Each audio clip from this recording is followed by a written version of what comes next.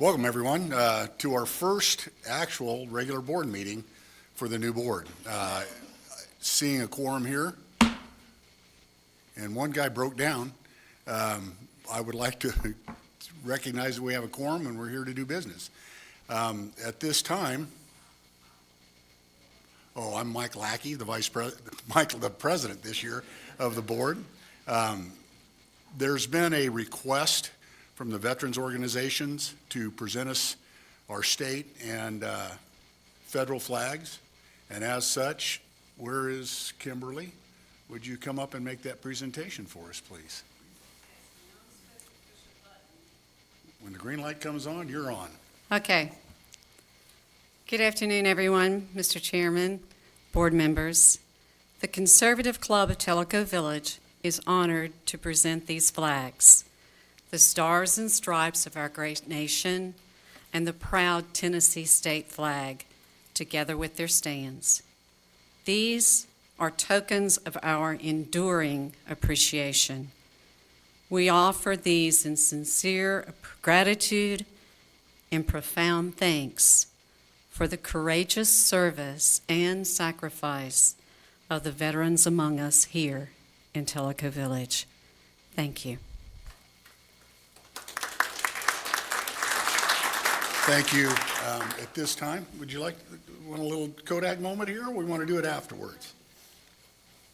Come on up, we'll take a quick picture. You got your photo, I see you got your photograph.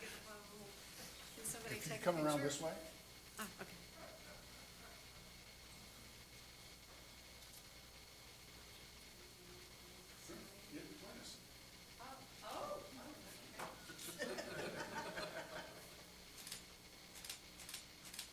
Thank you.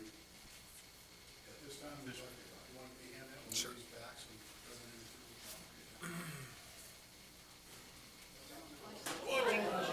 Alex, that one, not much. Hey, that didn't hurt my feelings.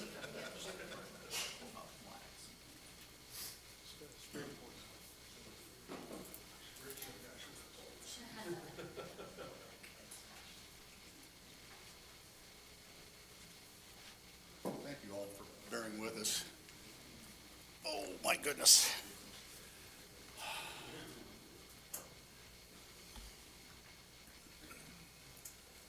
I don't have any emails. At this time, we'd all stand, please, for the Pledge of Allegiance. I pledge allegiance to the flag of the United States of America and to the republic for which it stands, one nation, under God, indivisible, with liberty and justice for all. Thank you all. You may be seated. Trying to get my agenda out. We've been in meetings all morning, so please bear with me a little bit so I get caught up.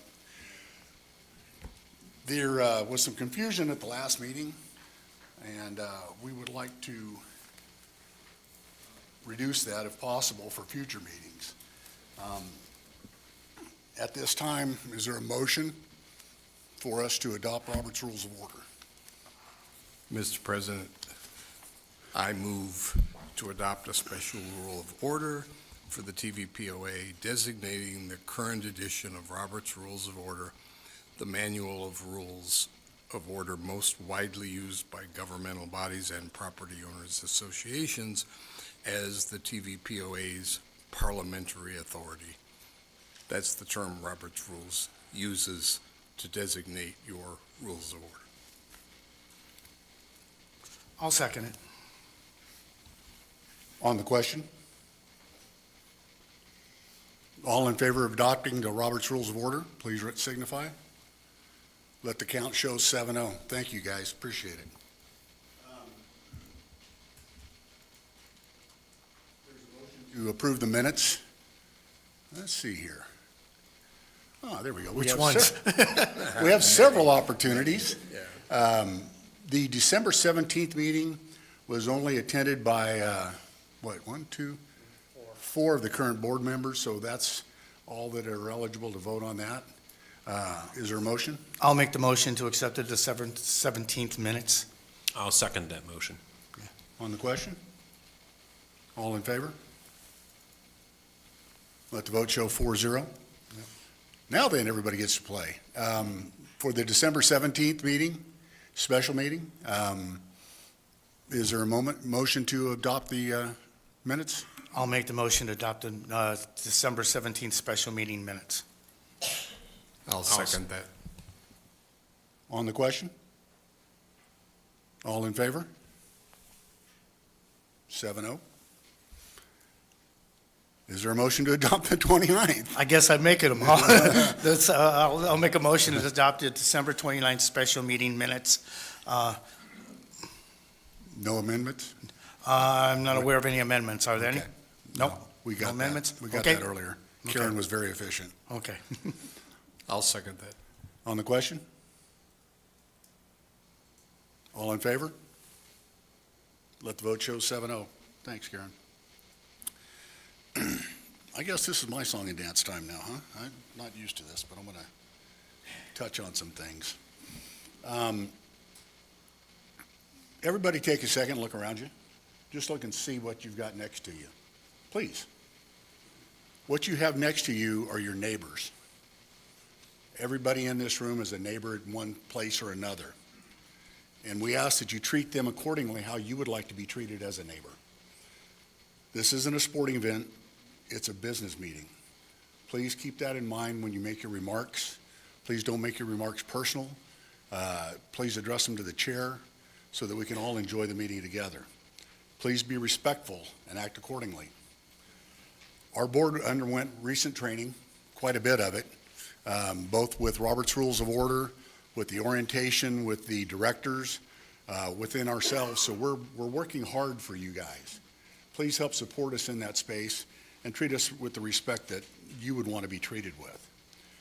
We all had a prior work life, and is that the way that you would have acted in your prior life?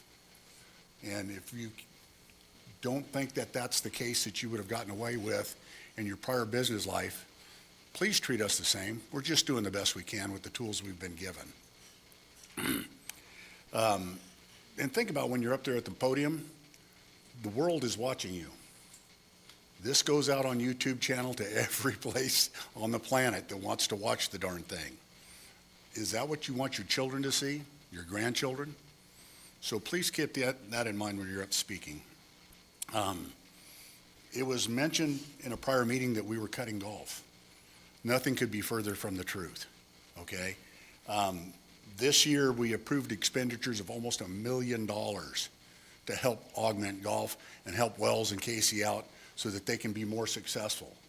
They got infrastructure improvements of a new pump station for Tokwa, new reel mowers, new sprayers. I don't know. Wells, what else did you get?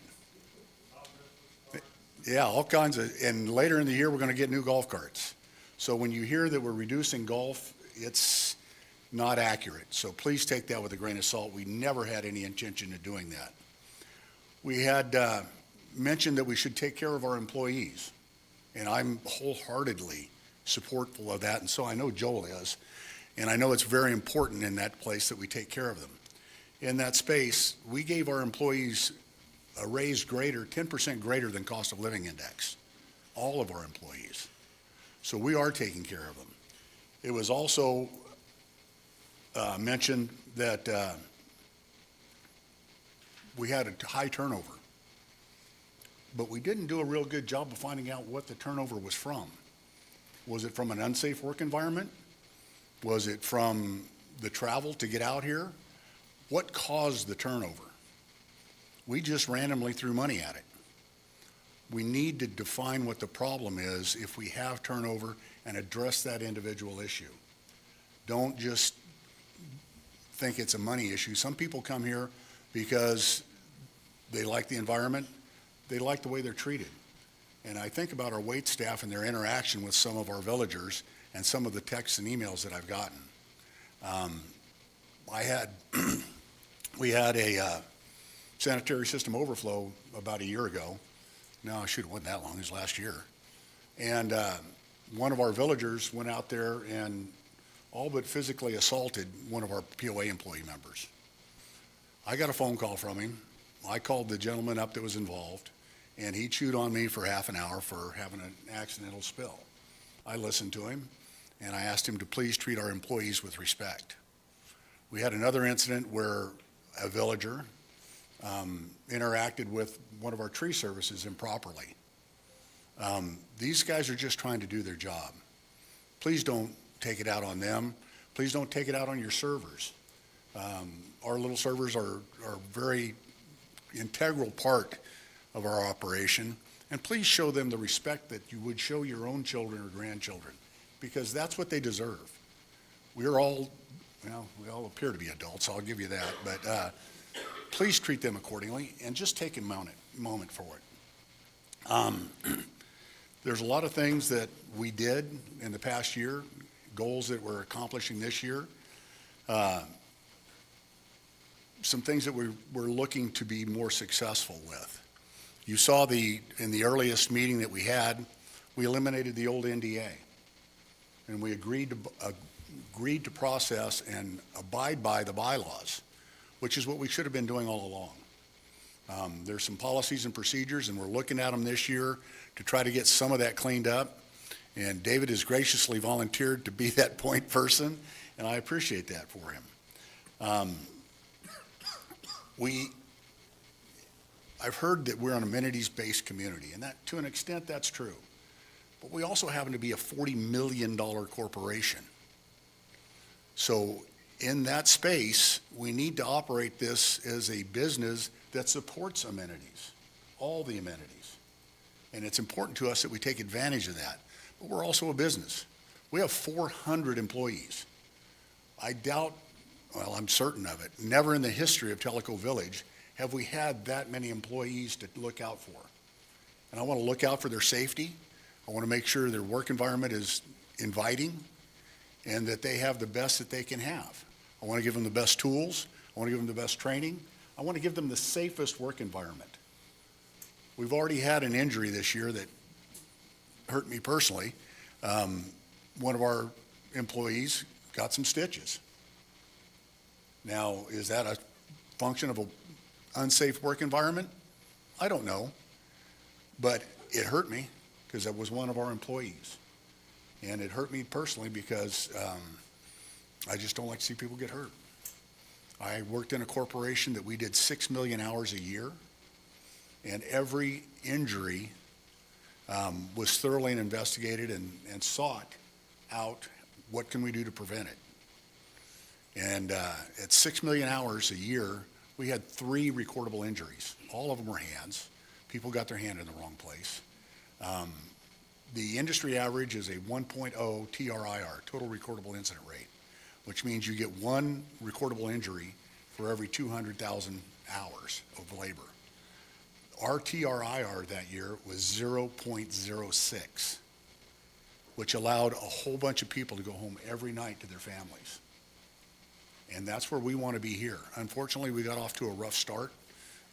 Fortunately, it wasn't debilitating, but it was still an injury, and it injured me at my heart. I was told by a wise man one time that if you don't run this village the way the villagers want you to, they'll take it away from you.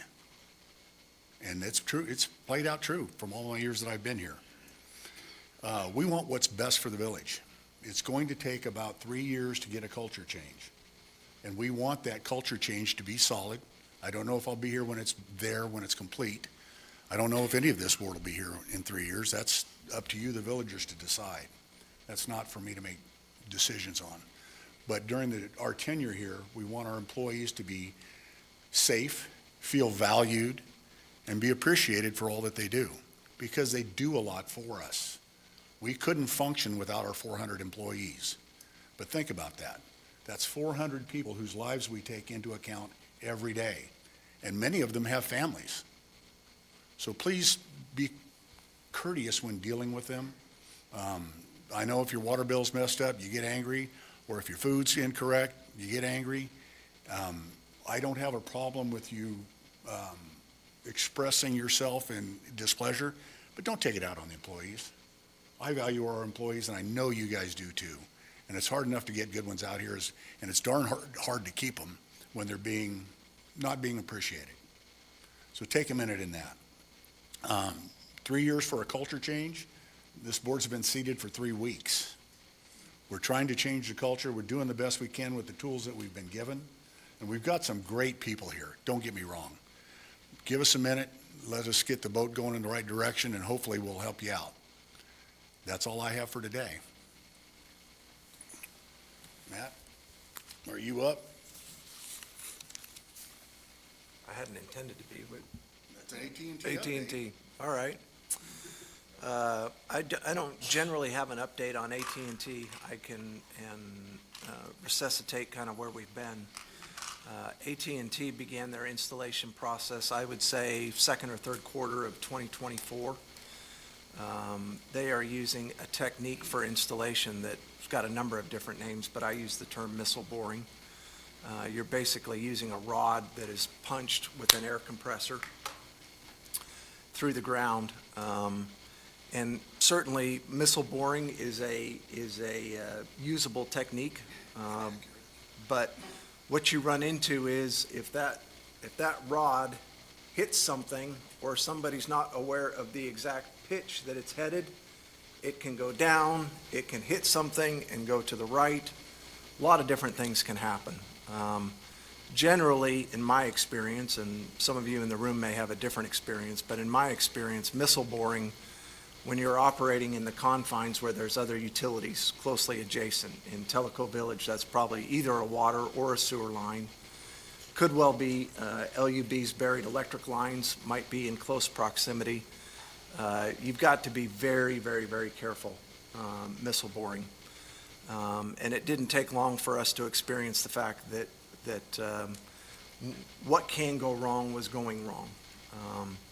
We were experiencing a number of impacts to our water and our sewer lines. A lot of people don't realize, since we have a pressurized sewer line, if you impact a pressurized sewer line, it's immediately a problem.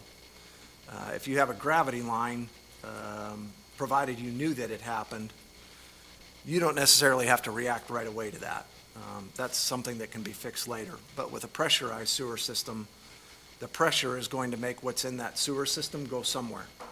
Sometimes it's straight up. Yep, somebody's backyard. And same thing, obviously, your water lines are under a significant amount of pressure. And if you hit one of those, that water is going somewhere. It doesn't just stop because it's been impacted. So we've had a number of conversations with AT&T about how can we do something different. Some of those conversations have involved changes in the boring techniques. Others of them have involved more collaboration with spotting utilities and locating utilities. But really what it comes down to is,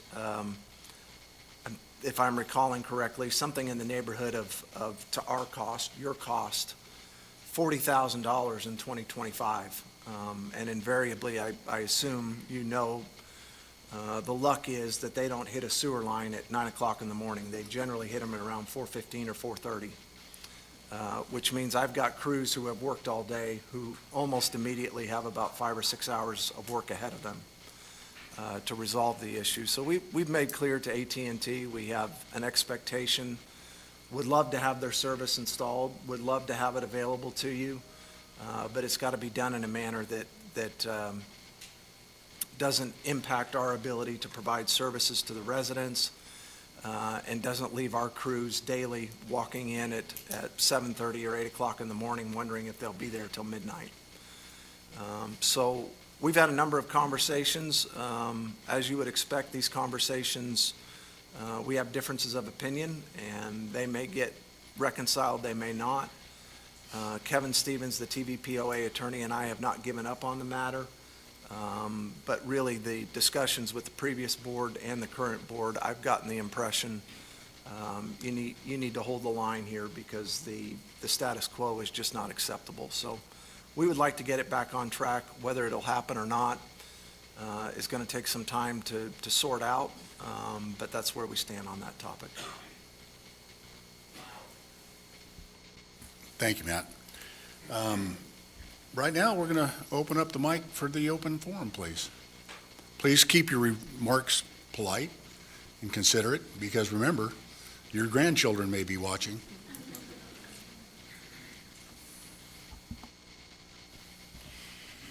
Good afternoon. My name is Richard Gans from Tokwa.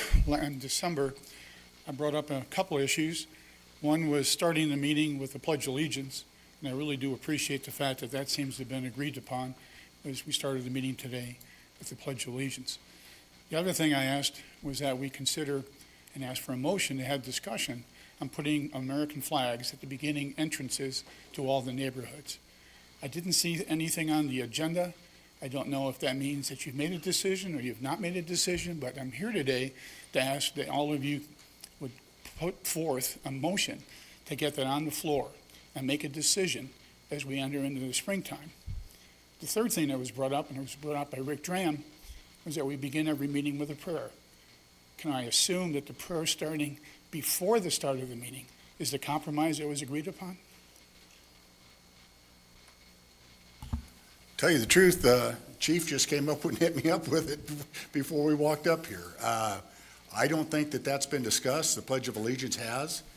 We will address the prayer when we get around to it, but one step at a time, Richard. Okay, but how about the issue of the flags going into We the have not neighborhoods? discussed that yet, and I would like, Matt's got some concerns there with the way they attach. We've not had that in executive session or anything yet.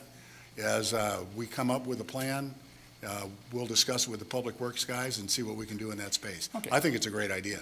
Okay, and again, I would just ask that you look at, there are some neighborhoods with flags. There are various ways that they've been mounted, and I think for the sake of continuity, it would make sense to have one system to put the flag up. I think that's a fair place. Okay, thank you. Thank you, Richard. Sorry, James Guy, Tokwa. I'd just like to follow up on the flag thing, mate. I've been talking to Beth about it for the best part of a year. The old CEO said they were assessing the bracket. It's been 8 months assessing the bracket. I'm a facility guy. I could assess the bracket in probably the best part of a couple of weeks. There's two signs on Tumultly, sorry, I pronounced it. Sorry. You don't speak English, so stand I know, close. seriously, my accent's bad enough with it, nobody ever hear me. But, sorry, I don't know much you heard of that, but Beth and I have been back and forward. I was told Chet decided he was waiting for the brackets. It's been over a year assessing the bracket. There's two flags on both entrances to Motley. There's a pole that's there at one of the entrances. I think it's Tanasi. So I'd also like to ask that we have a motion and get those flags reinstalled. I've heard online off of here, there's opposition. Beth communicated there was opposition to flying the flags on the sign, which I find silly, but I understand the political climate around. People want to come out with that nonsense. But one of the proudest times of my life was when I became a citizen, and I got to swear in LA with thousands of other people, all different colors, all different nations, all different political beliefs, and guess what? We all get one of those little flags to fly, you know? So anybody who takes offense to it, move on. I keep hearing that, you know, you came here, you know what you were getting into when you moved here, amenities, payments, all that stuff. When I came here to look at this community 3 or 4 years ago, these flags were in place. It gave me a peace of mind that we could all live under that one flag and be a community, regardless of politics, regardless of everything else.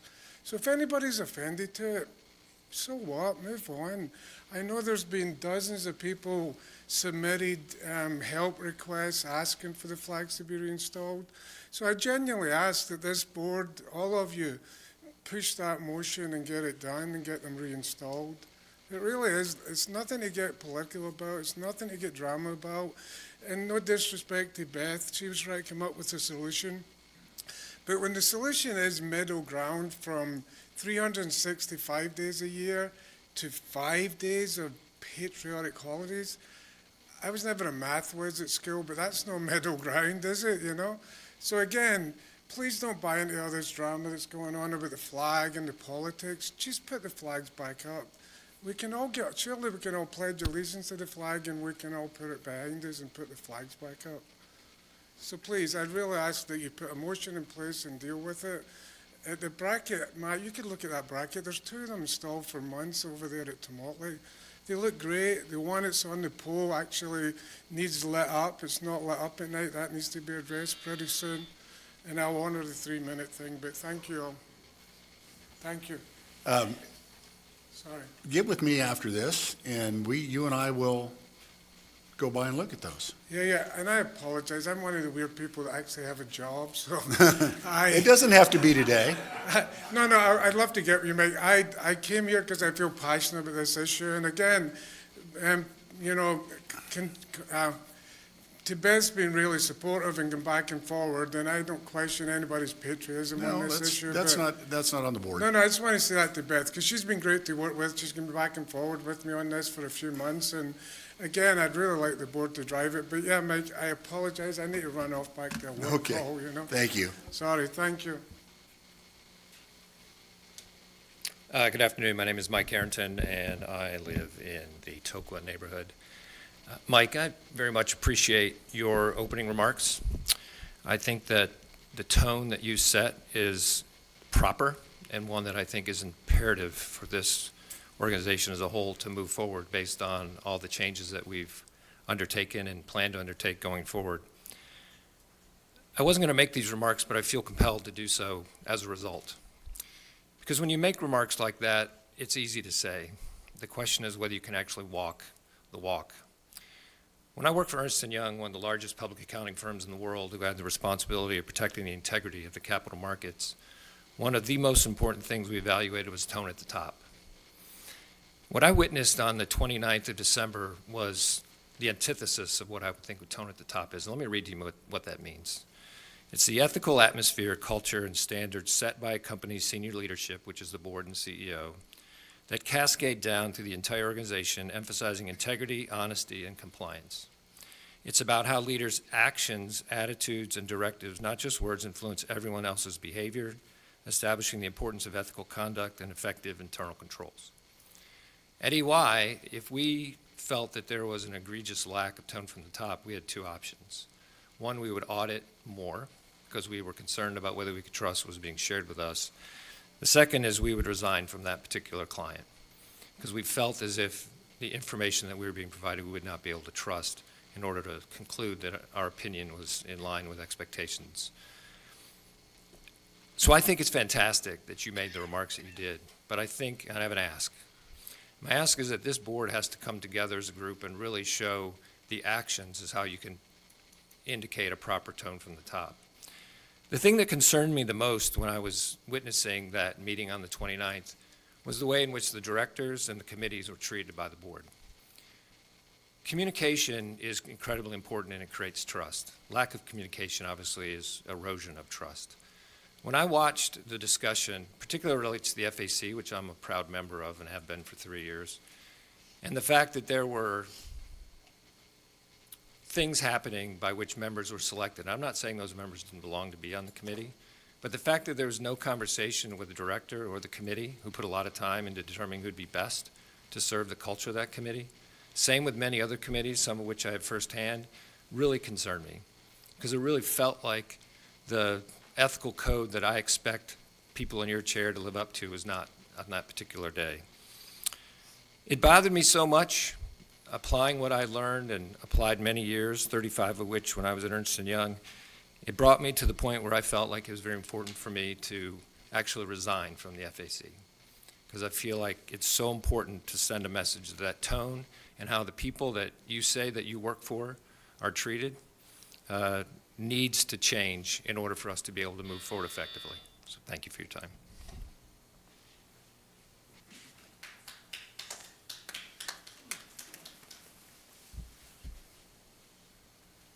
John Floor is Olson, Tanasi.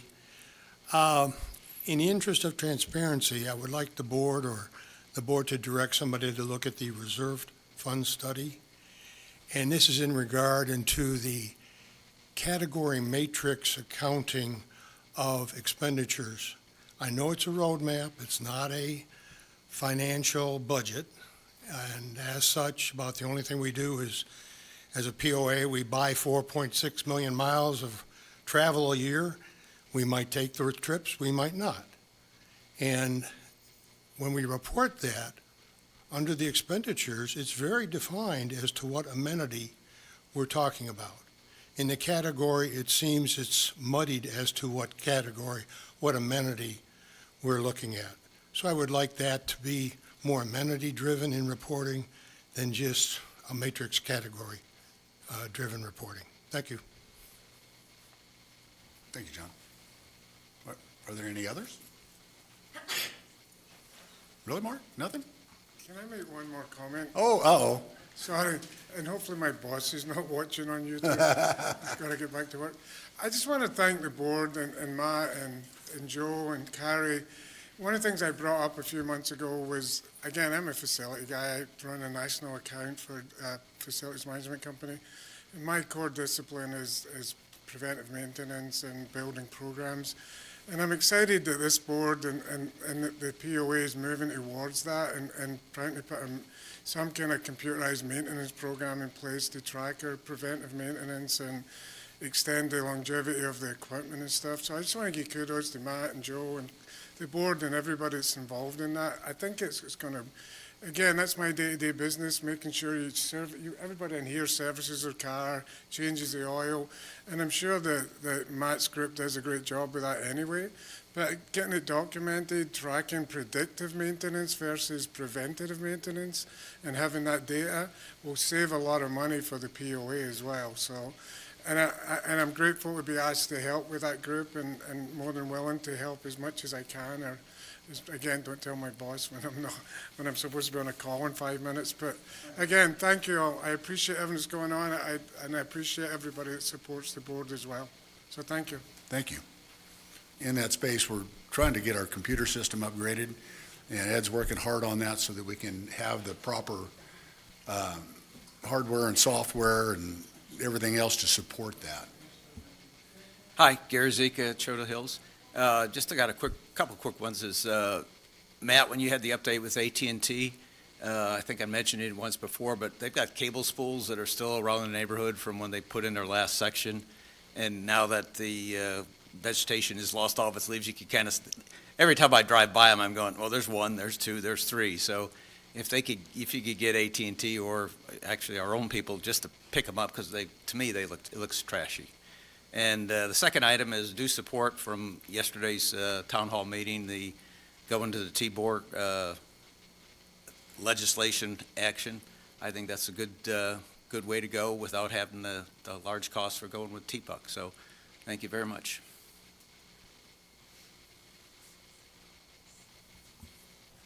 Mark Warner from Mialacqua. I agree with everything Mike said. Mike Carrington, when he got up here, I'm not going to rehash what happened on the 29th, other than to say that, like Mike, I was also embarrassed with the way the meeting went. I think, though, to be positive on this, give you some positive feedback, one of the things that I saw that didn't happen was it seemed like you didn't have a process in place for how you chose the advisors. And maybe you do, but you certainly didn't lay it out on a screenshot, say this is how we did it, this is how we made our decisions, and so we'll go forward on it. I think you all have a kind of process, but if you don't have one, make one. I think that would help a lot. And two, if you have one, share it, and if it's not strong enough, make it a little stronger. And I think that would resolve a lot of that problem. I felt very uncomfortable with exactly what Mike said, with the people that are involved in the advisory councils. They do a lot of hard work for us and do a lot of things for us. And I was embarrassed for you guys having to sit through all that. So that's my suggestion, is to have a process, show it to people, tell them this is how we're going to do it, and I think that'll clear a lot of the air. That was brought up in the executive session earlier, and we have delegated the nominating committee to come up with a process that we can all understand, because it was apparent to us that there were several different processes. They weren't consistent across the committees, and granted, they have different skill sets and different needs, but we were not aware of those, and there were some required additional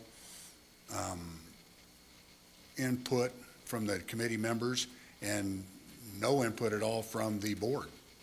So we've asked the nominating committee, which is a standing committee, to help streamline that process for the next year.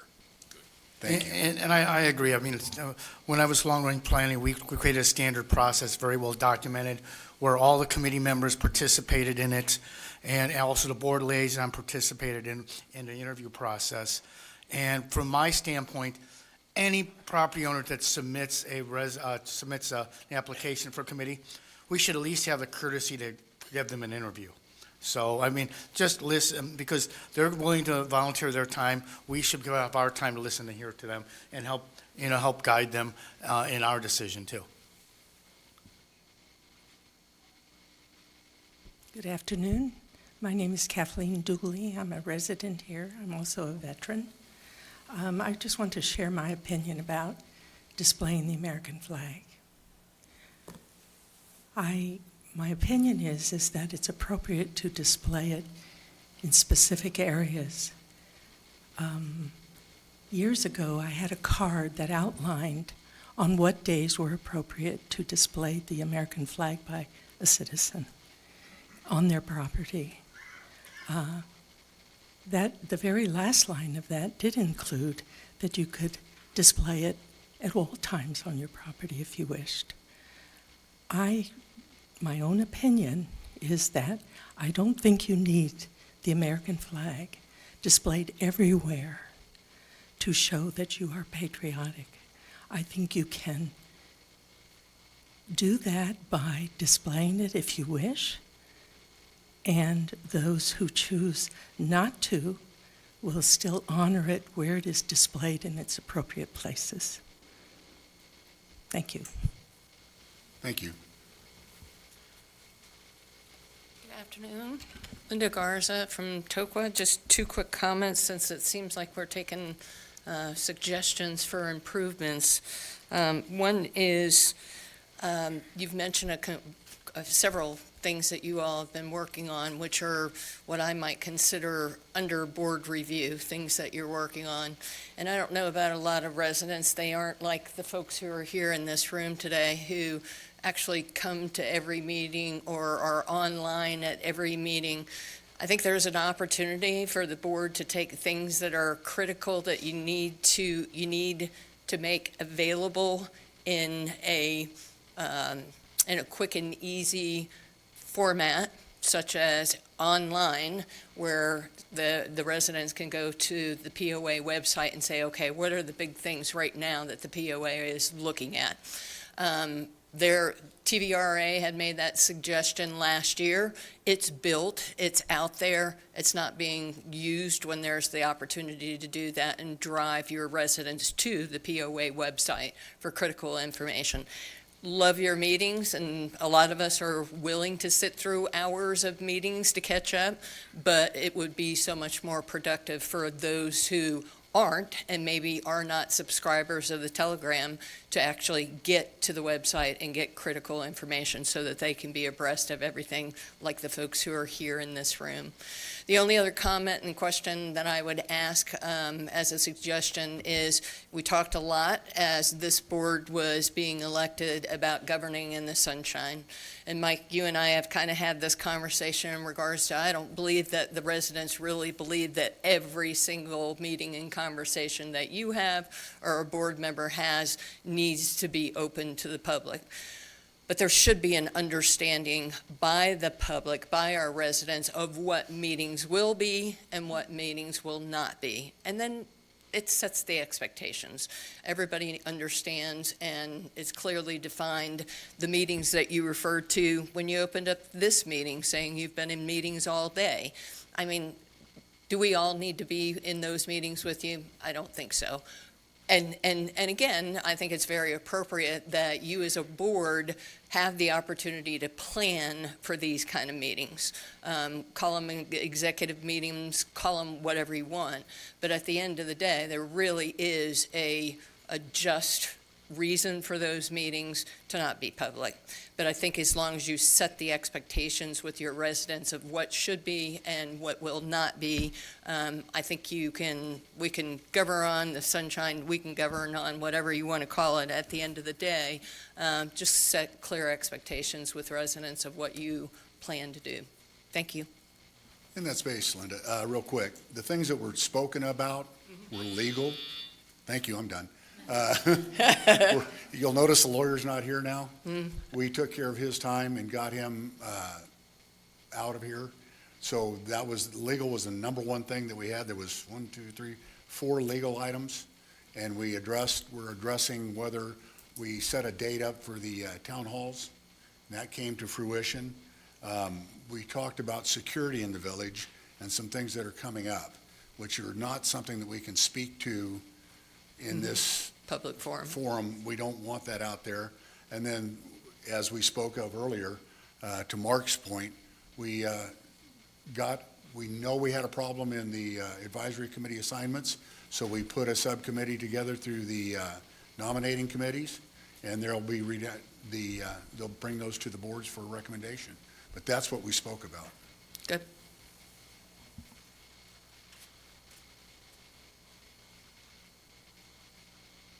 Seeing no others, we'll move on. John, can you turn that mic off for me, please?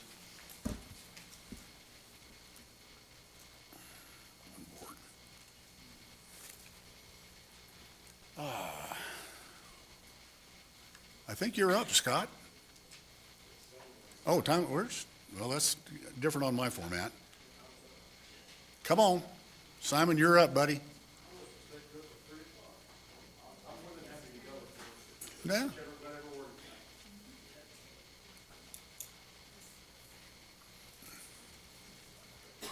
Karen, you got me there. Who controls the clicker? Do we control the clicker? Is that okay, or do you want the clicker? I don't care, I just have to know the answer. She's got it. Well, thank you for the opportunity. My name is Simon Bradbury. I'm the Parks and Recreation Director for Tellico Village. I'm here to reintroduce the Thomas Tellico Foundation. A little background is I started the foundation here. It was not just a cool concept that I picked up at a conference and thought, let's try it here and see how it works. I attended a 2-year National Foundation Development School. I'm part of a National Association of Parks Foundations, and this is my second foundation. We use the same practices as Oglebay in West Virginia, Legacy Parks Foundation in Knoxville, and Athens Foundation in Athens, Tennessee, just to name a few. My father's life's work was in foundation work. My father-in-law was involved in foundations. My grandfather was involved in foundations, and all of them were inspired by making good things happen for communities. The foundation work is in my blood. Creating positive life experiences for others is very rewarding work. And when everyone is swimming together in the same direction to make good things happen, it's very inspiring. I get a lot of rewards out of doing that. The Thomas Tellico Foundation does not oversee projects. We don't engage in political situations. We also don't engage in controversial topics. The foundation raises funds to make good things happen. The bulk of this presentation today is going to be presented by Mr. Sean Talent, one of our board members, who the village is very blessed to have on our foundation, and I'm honored to serve with him. Now, Sean's a little shy and introverted. We're going to give him an opportunity today to break out of his shell a little bit and see how that goes. Without further ado, Mr. Sean Talent. As a retired naval aviator, you can take that timid reserve thing and probably not count on that. Hey, good day. It is nice looking around the room and seeing a lot of friends and neighbors, because that's the way we look at this. My wife and I, my bride of 47 years, moved to the village almost 6 years ago, and we have not regretted a day. We moved to Tennessee for the people. We moved to the Tennessee for the conservative values. Oh yeah, the tax structure helps too. But we moved to Tellico Village for the lifestyle. And what the lifestyle gave us is choices. And we've come to love the people at the same time. And you're going to find when we get into the details of the Timeless Tellico Foundation, the lifestyle is front and center. Before I get started, I want to thank each POA board member personally for taking the time and volunteering your time to be serviced to your neighbors. Every one of us are neighbors. So Mike, I liked the way you opened up the meeting today, and I concur with everything there. I believe in paying it forward. Each of you have taken one of the harder positions to pay it forward, and I thank you. And I also believe in Theodore Roosevelt's passage of the man or woman in the arena. Each one of you have decided to step in that arena, even when the arrows are slung at you, even when the armchair quarterback people who won't step into the arena stand up and sometimes get a little loud. So I thank you for doing this. When you hear this talk about Timeless Tellico today, we are chartered and we are work purely in partnership with the POA. We consider ourselves standing in that arena with you. Just quickly, my background or credentials: 30 years as a senior naval officer. I've commanded at large levels, including aviation and surface units. And yes, Mike, as a nuclear engineer, we can talk about bringing a nuclear power plant here, maybe to a casino right off the side there. We'll talk about that as a side. Just a thought. Okay. 20 years there afterwards as a senior executive in the aerospace industry. So I understand how to read financial sheets. I know how to meet goals, and I know how to do a lot of the other things that go with it. But along the way, paying it forward, I am now in my 8th 501c3 nonprofit, and I understand how to bring those skills forward and to do team building, which we need to have between us and you. So back to the Timeless Tellico Foundation, a reality statement, and I believe this is reality. I was asked, Simon came up to me and said, hey, this won't be hard, just let's do this. Thanks, Simon. Anyway, if I would be part of this foundation, my first statement that I made to the board when I started in August is that I'd been here at that time for 5 years, had never been introduced to the Timeless Tellico Foundation. I had no clue what it was or what it did. I'm a lot smarter now, and I am a true believer in that bottom line where it says we are your foundation, and we'll get to those details here. But in talking to a lot of my friends and neighbors since then, I've come to the realization that a lot of them have never heard of what Timeless Tellico Foundation is and probably wouldn't even understand how we could say we are your foundation. We as a board have decided to take 2026 and step forward and try and change that perspective so that this time next year, no one's making that statement. And our first step is here with the board members, because our charter is to work in partnership with you, and that's the only way we can and want to work. So if you don't understand who we are as residents and as villagers, let alone as board members, then we failed. That's the purpose. Our metric walking away today is that we've met that and you at least understand it. So we'll step now to actual slides. I might have mentioned a minute ago, maybe I have a little nuclear engineering background, but I often start conversations with IR pilot. Keep it simple, all right? Who are we? What do we do? What have we done? What are we thinking about doing? You'll notice those are the kind of slides we're bringing forward. I don't read slides, I talk to the meaning of it, all right? We are a volunteer organization who are chartered to be a fundraising organization, to design, and we want to build a sustainable foundation. That means bring it up into the millions of dollars so that we can take the interest of that and continually bring it to the benefit of the villagers. Strictly a funding mechanism, read the second bullet, financial partner to the POA. Our charter says we are a partner to the POA. Now, I'm going to break my habit because I want to read the vision statement, because it's not just for you, it's for the villagers in this room and those that may be listening.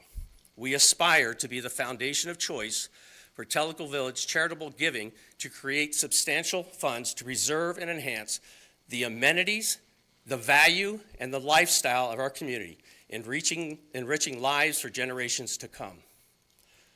I'm kind of a selfish person. I bought into the village. I want the equity of my property to be there or to grow. I moved here because of the lifestyle. I want those amenities and to have those options and lifestyle opportunities to be there for me and my family as I start my 60s and finish in my 80s or whatever it is. That's what that says we're going to do. What I'm trying to tell you is we are your foundation, Tellico Villagers. We are a 501c3 organization that at the end of the year, this year, now that I understood what Timeless Tellico was, I sat down with my bride. We did year-end donations to multiple veterans organizations, to the issues that impacted our family, Alzheimer's, to Angelman syndromes. And we said, what's wrong with donating to an organization that has that goal that actually benefits my family and my neighbors? And we donated for the first time. Next slide, please. The clicker's in front of you, Simon. You got a job, Simon. Come on. Come on. Thank you. We said who we are, what do we do? We act in partnership with the Tellico Village POA. I'm sorry. What was that metric I said I wanted by the end of the day? If you understood that we are in the arena with you, all right? It's got some good bullets right there. Expand opportunities for lifestyle opportunities, engagement activities for the people of the village. When you're in your 60s, 70s, or 80s, you're going to utilize them differently. They should be there for you. Protect the natural beauty of our community. I am amazed at how they constructed Tellico Village and kept all the green spaces. I want to show you how we've enhanced it, and we'll continue to do that. The welcoming community environment, that should be for all of us, and that's how you opened, and I agree with you, Michael. Enhance the property values. Remember that equity thing? For everybody here, we have no salaries. We're a small group, volunteer staff. 100% of all funds come in, go directly back to village projects. Okay, we might print something, so maybe it's 99, but that's what we mean. Next slide. What have we done? This amazed me when I finally sat down and said, you want me on the board? What do you do? Since 2019, Timeless Tellico has done some amazing, amazing things for the villagers. Major recreational amenities. That pickleball complex. People say, do you want to move to the village? Wow, look at that pickleball complex. Your equity, your property values come up. We did something like raise $250,000. Don't keep me to numbers, I'm new. You guys probably raised like 400, but in partnership, we pulled that together for the benefit of villagers. Kayak launch over in Clear Creek. Miles and miles of walking and hiking trails. In Kahidi alone, we have 8.5 miles of trails. We just finished the Kahidi wall out there. Not only that, do we fund it and bring the stuff in, we got a trail gang of volunteers that actually put it together, and that's another cost saving. Health and well-being. When you walk into the wellness center, there's a person there you can walk up to and say, I hurt my knee, can you help me put together a project on the machines to bring me back, make it better for me. Provided by Timeless Tellico. Wounded Warriors at Ease program. A gift from Timeless Tellico to all veterans, first responders, and their spouses and family that they can attend a program that says, for years, you were the first one out the door. You were the first one leaning at the edge of the thing. You were leading people through the door. Now it's okay. We're going to teach you how to retire. We're going to teach you how to take care of yourselves. I'm telling you, I've been in that program for 1.5 years, and I can sleep at night for the first time. That is a beautiful program, and I thank Timeless Tellico for it. Green space initiatives all across the village, pocket parks, raised gardens, the native wildflower plantings, meadow restoration. You can see the pictures. That is ongoing. I'm encouraging Timeless Tellico to go after grants in the environmental and green space world because we've done so much. Next slide. That's what we've done. The current funding project. I'm going to talk about the golf experience and the golf simulators. But first, I'd like to make a comment. I've had a few people, because I kind of joined about half a year ago, the foundation. And a lot of people said, why do I want to donate towards a golf thing? I don't play golf. As an aviator, I'm going to ask everybody, we're at 1,000 feet, let's elevate to 15,000 feet. Look at the forest instead of the trees. The previous slide, I showed the amenities, the walking trails, the things that we have done and brought to the village. This is the next amenity. I like to play golf. I can't play pickleball because I ruptured an Achilles a few years ago. But I still support and donated towards that amenity. This is the next amenity that we're bringing to this. And yes, the golfers will like it. I'm suggesting, because of the property values and the choices that it'll bring, that everybody should be supporting this. But I'm also going to tell you more. Did you know that from the moment we provide this, The goal is that we've committed to is Timeless Telco would come up with $185,000, fully fund the facilities, the simulators, the projectors, the furniture, everything. So that when Tanasi opens up, it'll be there. And the moment the first person comes in and says, I'd like to put some money down and use a simulator, you have an instant revenue generator. Not only are we providing it as a gift, nothing, no cost, it's an instant revenue generator. And Tanasi is the only golf course that doesn't have a golf range. This fills the void. Golfers can walk in, take a few swings, go out and play golf. All right, there's a lot of things that we can use this for. It will be used. PGA America has all sorts of reports. They're easy to find. That says most places that put in a golf simulator, the first thing they say after they start it is we should have put in more. Everybody uses it. They record more rounds of golf there than they do on the grass because it doesn't matter about weather. It doesn't matter that the sun's not up. Additionally, there will be a surrounding lounge area for food and drink. So you can rent out the area, bring your family in, watch the Masters hit golf balls. It's an instant revenue generator for the food division. You're welcome. And it's not just for golfers. It's for all villagers.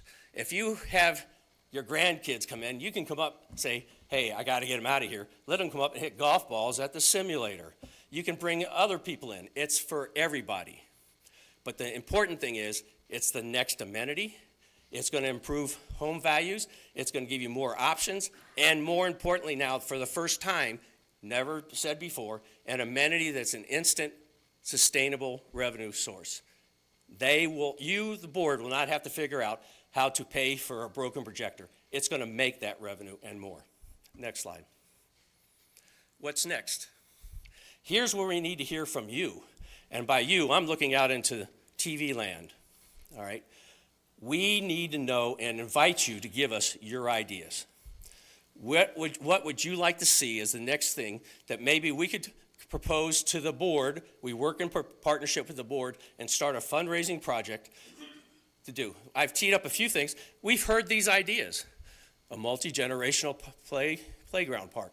There's one in Knoxville. Go look at it. This means grandparents, we got a few around here, can bring their grandkids in and engage and have fun with them in the park, not just sit there on the bench. What about a veterans memorial? Is that something we should have? I've had veterans say we should. A healing garden. Wouldn't it be neat to take, Simon, you're welcome.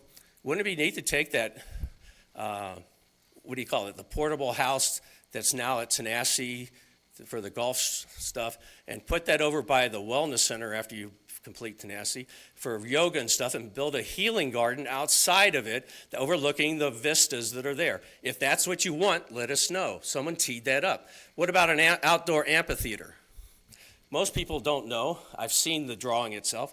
When Tellico Village was initially brought forward, there was a concept. It's in a drawing that says up where the wellness center is. You go behind the summit building where that big vista is and comes downhill, where they were going to put in a monument. They're going to put an outdoor pool and an outdoor amphitheater like at Tennessee National.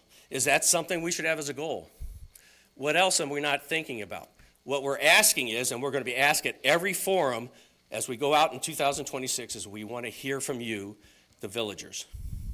And as the POA, you may have ideas. You can propose things back to us, and we can work in tandem. Next slide. So the last thing I've got is, I hope you understand what we do, and I hope you understand that we're your foundation. We exist for nothing else. I hope you saw that what we've done for the last 5 years or so has really brought improvements to the amenities of the village and opportunities for us, and yes, equity into your homes. You can contribute directly to the Timeless Telco Foundation. You can contribute directly to the current project if you want, which includes an opportunity to purchase pavers, benches, or bar stool naming rights. In the 50-foot, 40-foot wide portico that's going to be in the Tanasi, there's going to be an emblem of Tellico Village in the center of that. There's an opportunity to purchase a paver with your name and message all the way up through there, and we'll provide you the details for that. I finish up by saying, I hope all of you will answer any questions, but understand you have an opportunity to keep the Tellico Village dream alive. What brought each of you to the village? That's what we're trying to maintain. And we're your foundation to help get that done. Next slide. You can leave it up there to get off the side. That's how you can do it. Scan it today if you want to. Do you have any questions? And Simon, I know you have one more person you want to bring up. Thank you very much, Sean. It's been an honor working with you and serving with you. I do have one more person to bring up, and he knows it's like a 30-second to 1 minute gig here, but it's very important. Mr. Gary Mulliner, who has been with the foundation as one of the founding directors when we first started this. Gary is one of the most inspiring people I've ever met. I've worked with him on the trails with he leads the Kahiti chain gang team, and these guys have built over 30 miles of trails in this village with hand tools. The Inspiration Park was named after Gary and his crew because it's such an inspiration. We got folks from 60 to 83, 84 cranking up a mountain, making a trail happen. I had my son, I hope he's not listening because he'll get mad. But anyways, my son was 25 and came and joined us one day, and after about an hour was actually laying on the ground going, oh my God, you guys do this every week. And I was like, get up, you're embarrassing me. These guys. So anyways, they're very inspiring. So without further ado, I want to introduce you to Mr. Gary Mulliner. It's interesting. I'm Gary. They left my name off the list. So that really tells you where you stand. Anyway, special thanks to the board for hearing about our Timeless Tellico Foundation. Following Sean is very difficult to do, as you can tell. But anyway, I've been in Tellico Village approaching 20 years at this point. I was a founding member 6.5 years ago on Timeless Tellico, mainly because Simon said, we can make a difference. We can add things that are not here. I had already been building trails, and when I met Simon, and most of them were in Kahiti, because that's where I live, he said, we need some over in the main village. So we started, and now we're passing the 30-mile mark. We have built 7 pocket parks. Many of you probably don't even know what a pocket park is. It's one of those lots that POA, or actually it was a TRDA lot, that was a drainage area or something that a house was never going to be built on. And the neighbors come and say, we would like to have a park. We don't have a trail in our neighborhood. So we built 7 pocket parks.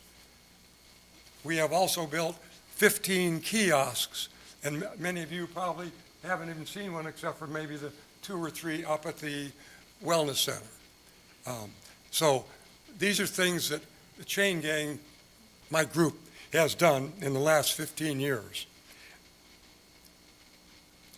I came in because Simon said we can improve, enhance, create new amenities to make this a better place to live.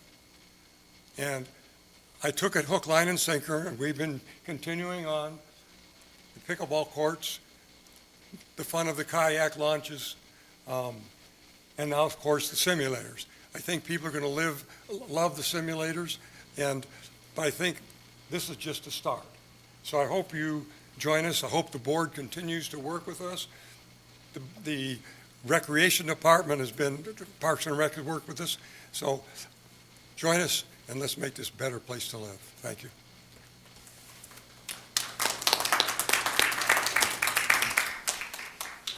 Thank you. That's our presentation, unless you have questions. Mr. President, I've got one. On the bricks, 4x8s or 3 lines, $125. Do you know, is the number of that size brick determined by how many large bricks are sold or stones are sold, or do you know how many will be available? We get the word out and get people to buy them. I don't have that number in my head. I have it written down. Scott may have it in his head.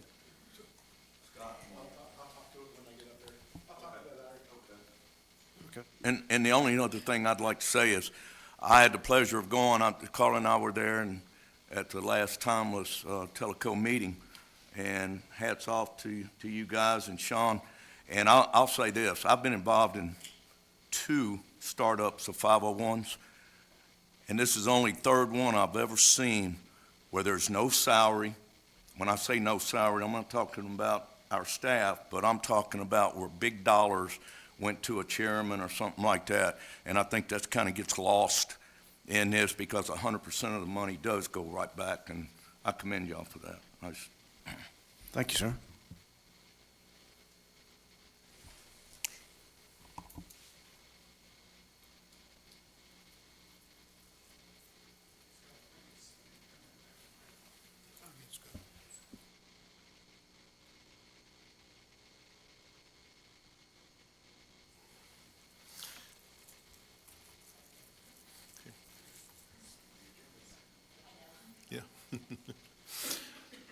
Thank you, Mike. Sean's going to be a tough act to follow on that. He's pretty energetic there. So I'm just going to give you a quick update on where we are with Tanasi. Many of you have seen the progress from the outside, but a lot more has been happening inside since my last update at the last board meeting. And also TVN was out this weekend with me, and we actually did a little video, and that's now been, there's a link to that in the Telegram. So if you want to see a little bit more animated rather than just the photos I'm showing you today, go to that. Basically, we've got most of the windows in the restaurant and the pro shop.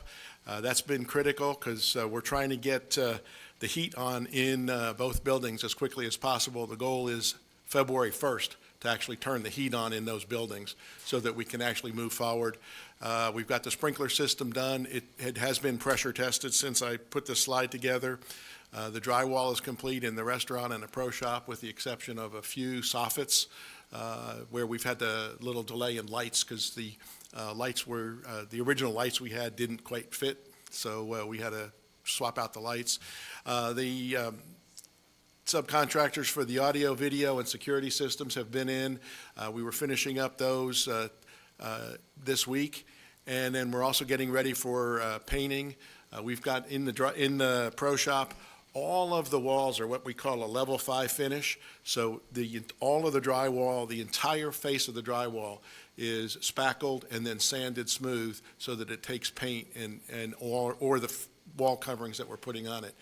So it'll look really good. We've started on the tile in the bathrooms in the pro shop and expect to have that done in about a week, including the walls on that.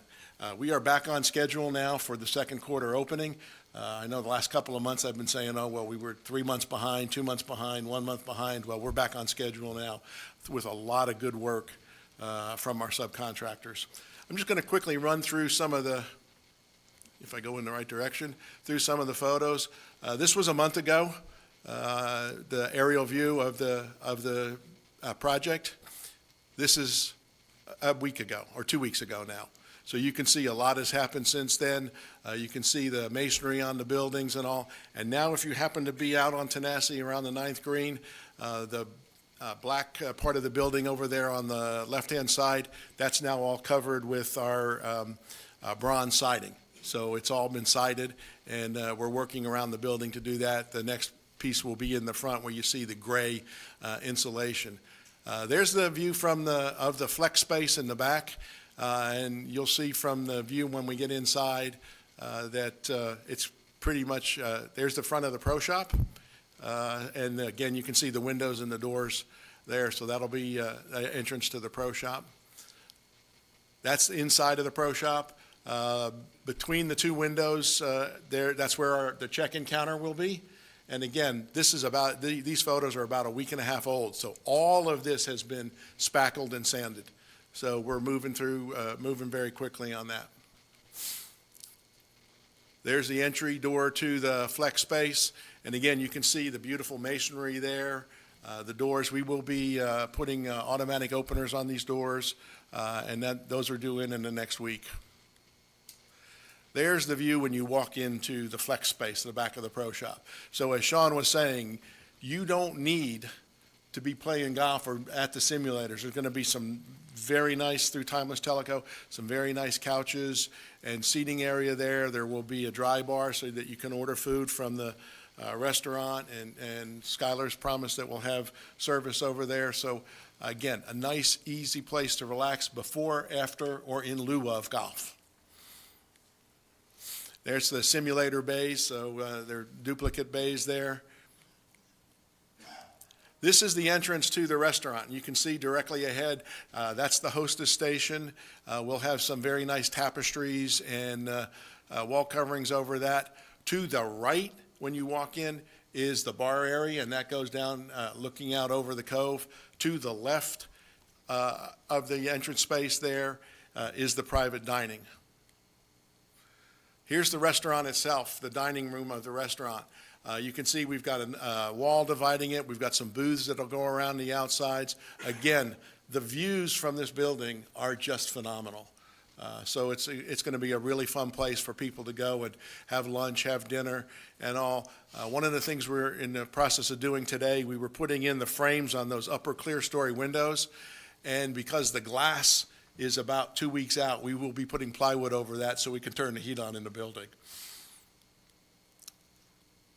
This is the private dining area. That's in the front of the restaurant, immediately to the left of the entrance. We'll have tables in there and tables and chairs, so you can have about 24 to 30 people in that area. It'll be, I assume when we first open, it'll be used for overflow dining, because I'm sure there's going to be a pretty popular opening. But afterwards, you'll be able to reserve that space for private meetings, for functions that your club or your family might want to have. So we'll have that area there. There's a separate toast station, so you don't have to wait on going out to the restaurant to get orders or to pay your tab. Again, another view of the dining area. You can see over toward the left area where there's that tall wall. There'll be booths along that wall.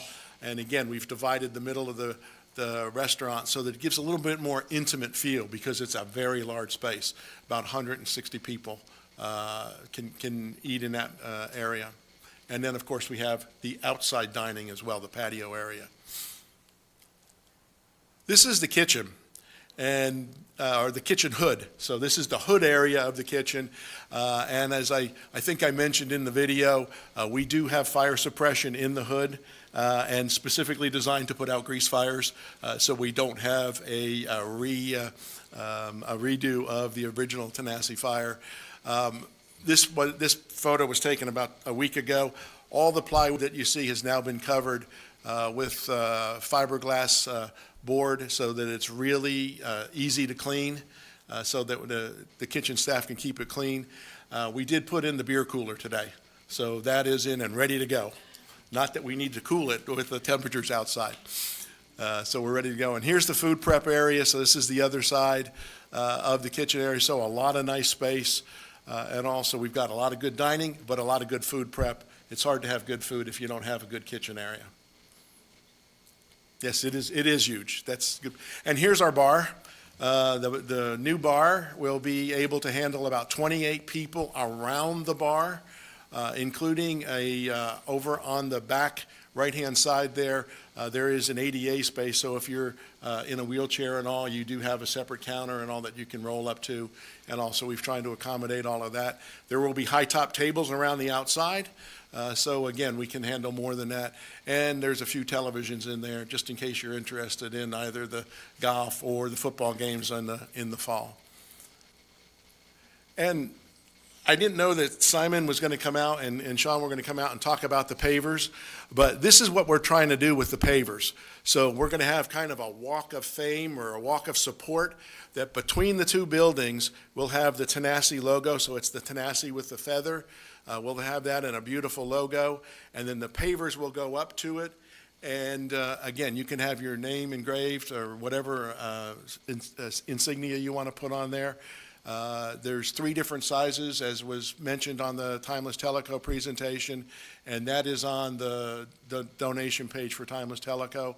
And basically, we've got 12 by 12s, 8 by 8s, and 4 by 8s, plus some sponsor pavers around the Tanasi logo itself. That logo will actually be all the way up between the 2 doors, the entrance to either the flex space or to the restaurant. And basically, the number of pavers is somewhere around, right now, plans for about 1,000. Depends on how many we buy. The the supplier recommends about 650 of the 4x8s, 150 of the 12x12s, and 200 8x8s. That is all flexible, depending on what we sell, and depending on how quickly people sign up.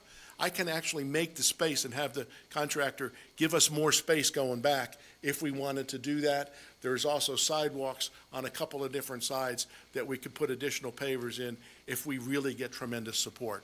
So I recommend that people really look into this and go forward. And I've got, I think, probably two more if I would go in the right direction. This is what that logo is going to look like in the actual paver. So it'll be the 5 different colors. It'll be beautifully engraved. And let me just say that the way this company makes these pavers, they laser etch whatever you want on the paver, and then they put in the black color for the lettering, and they bake that in so it lasts forever. So as long as this paver is there, your name and or whatever your memorial will be there on the way to your restaurant. And this is kind of, again, this is what one looks like, just for everybody to kind of see what those pavers will look like as we go forward and as we get them in. And, okay, let me go forward now. Quick little update just on the main lift station as we've run through Tanasi there. But before we get into that, I know, Mike, you were talking about some abuse of one of our Public Works people. Let me just give you a quick little rundown on what Public Works does and all. Last year, we had over 739 sewer-related calls. It means your alarm went off. There was some problem with the sewer tank in there, including, now, those were during regular hours. After 5:30 at night, we had another 260 and another 29 on the water side. A few of those were non-POA related, but a lot of times the non-POA related, we still help you out. Like if you have a pressure regulator going bad, we can't fix that in your house, but we can tell you that's what your problem is. And all. Now, those after-hour calls included 4 on Christmas Eve and Christmas, and we had people there within 20 to 30 minutes on Christmas Day helping people out. Water meter rereads. This is something that the POA, that the Public Works Department does, and the billing department. Every once in a while, about 40 times a month, we'll get a bill. The accounting department will get a bill that shows you've had high consumption. They'll double check that and make sure that did you really have it. Or when we're doing the meter reads, the meter will show up as a code that says you've got a leak. We check every one of those out when we get those. So before you get your bill, we've gone and looked to see, is that a problem? Okay. We also do leak checks. We get about 40 to 50 a month. About half of the times it is customer side leaks where actually you have a toilet running, you have a leaky pipe in your house someplace.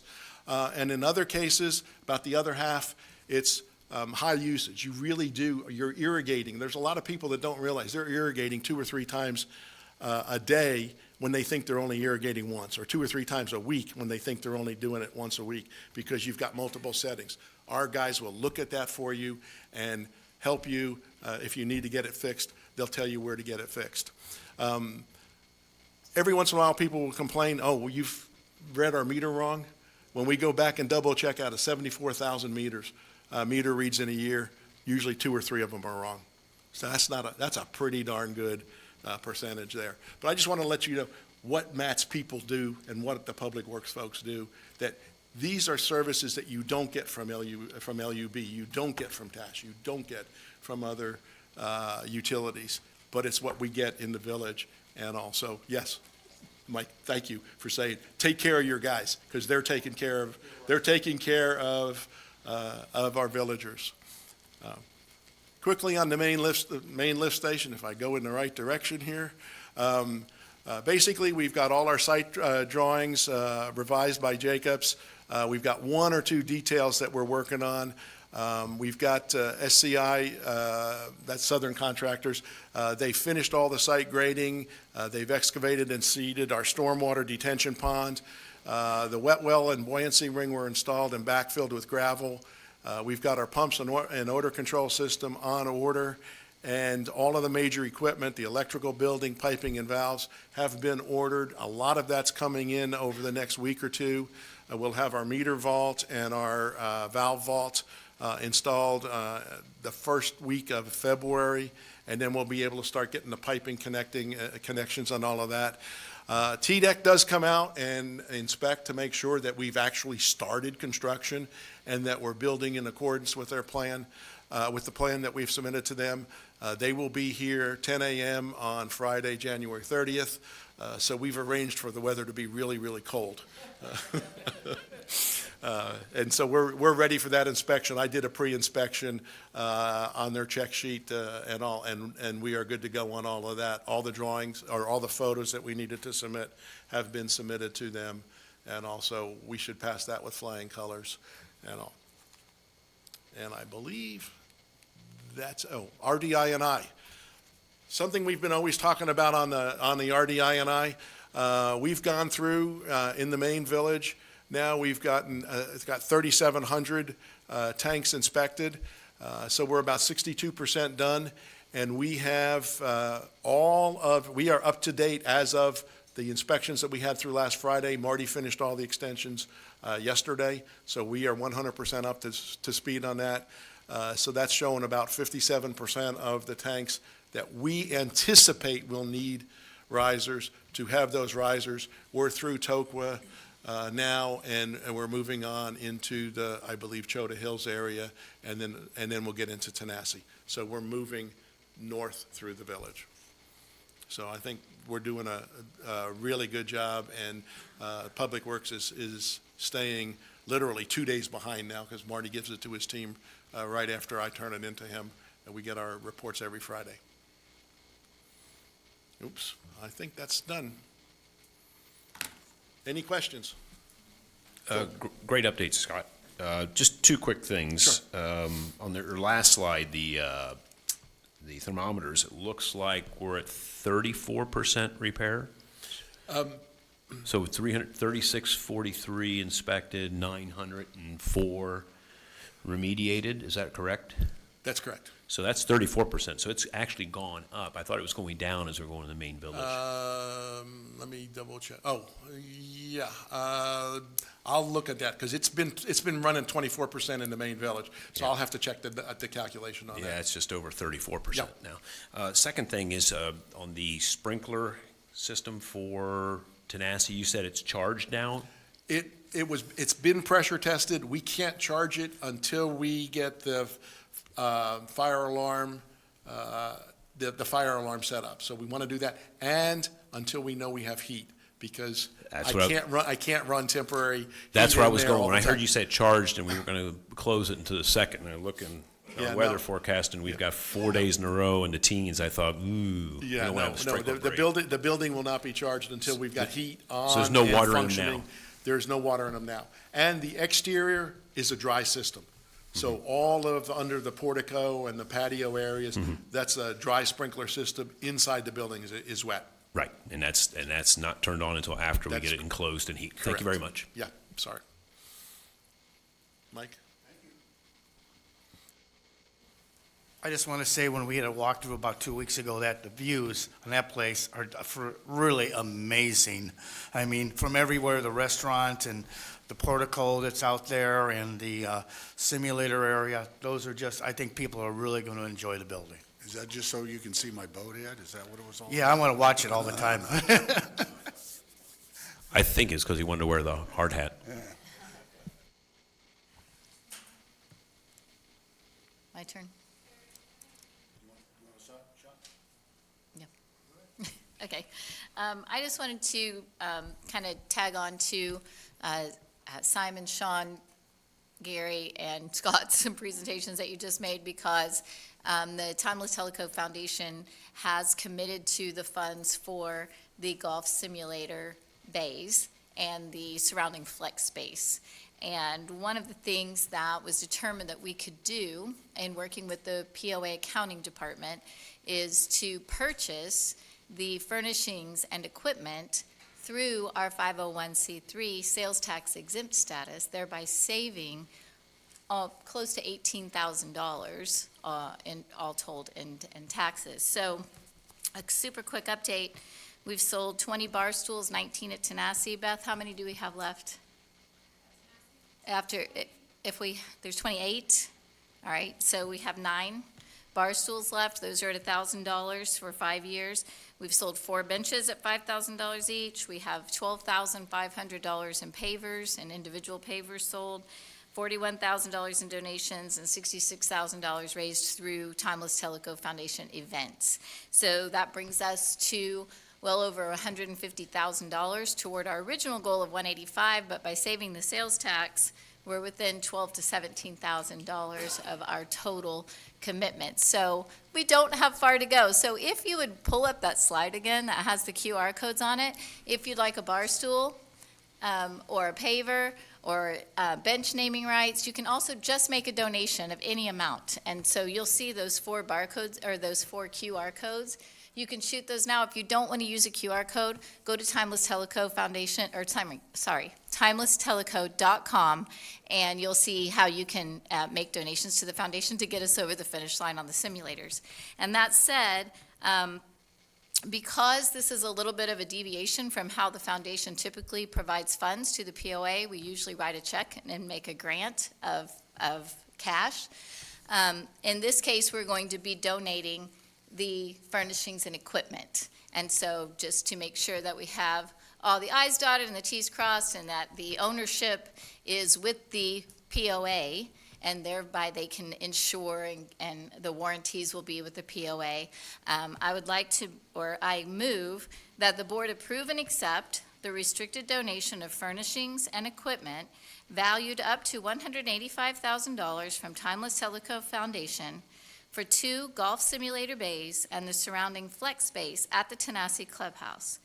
Authorize Board President Michael Lackey to execute any necessary acceptance documents and direct staff to ensure compliance with all restrictions. I'll second. Carl, get your mic. On the question right there, Matt, is the staff prepared to review and accept that? I think right now, at this point, I just scheduled a meeting with Casey and Scott and Beth. Just really want to talk through it a little bit. One could say I took my eye off the ball, or it could be said I didn't quite know what the process was. I'm not blaming anyone. I'm not here to point fingers, but from an operational standpoint, I just need to understand simple things. Just for instance, if Mike Lackey walks in and says, hey, I want to hit some golf balls on the simulator, I don't presume Mike knows how to turn it on. I know I wouldn't. Who's turning it on? If something goes wrong, is there going to be somebody standing there when system glitches? If somebody's doing a 15-minute warm-up or something like that, and they're still on there 45 minutes, an hour later, is somebody monitoring those kinds of things? If we're running people through in 15-minute intervals, are they reserving? Are they checking in? Some of that kind of stuff. So it's nobody's fault. If anybody's, it's mine. I had asked some of these questions earlier, but at that point I was kind of told, well, look, the money's not raised, so relax. We'll talk about it when the money's raised, and looks like we're on the doorstep. So we will get across the finish line on this. I just asked Board President. I think it's great to pass the resolution. If you're comfortable with that, please just don't sign it. Give me a little bit of time to catch up on this and make sure operationally we're ready for what this means. So we'll get there, and I'm confident we'll get there, but I'm not ready yet. Motion's on the table. On the question? Joel, are you coming back today? I'm checking on you. All in favor of the motion signify by raising your hands. Let the vote show it's 7-0. Thank you very much. Timeless Tellico, appreciate you.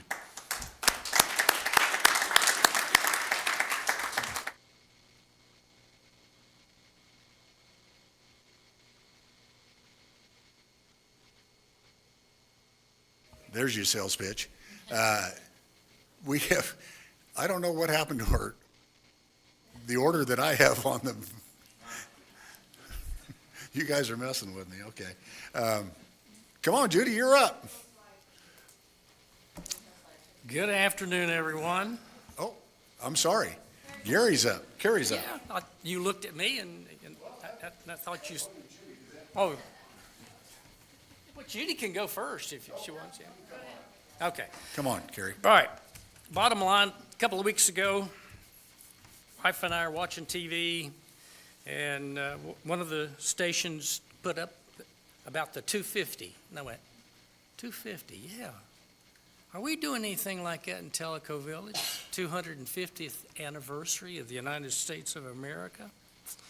The signing of the Declaration of Independence on the 4th of July, 1776.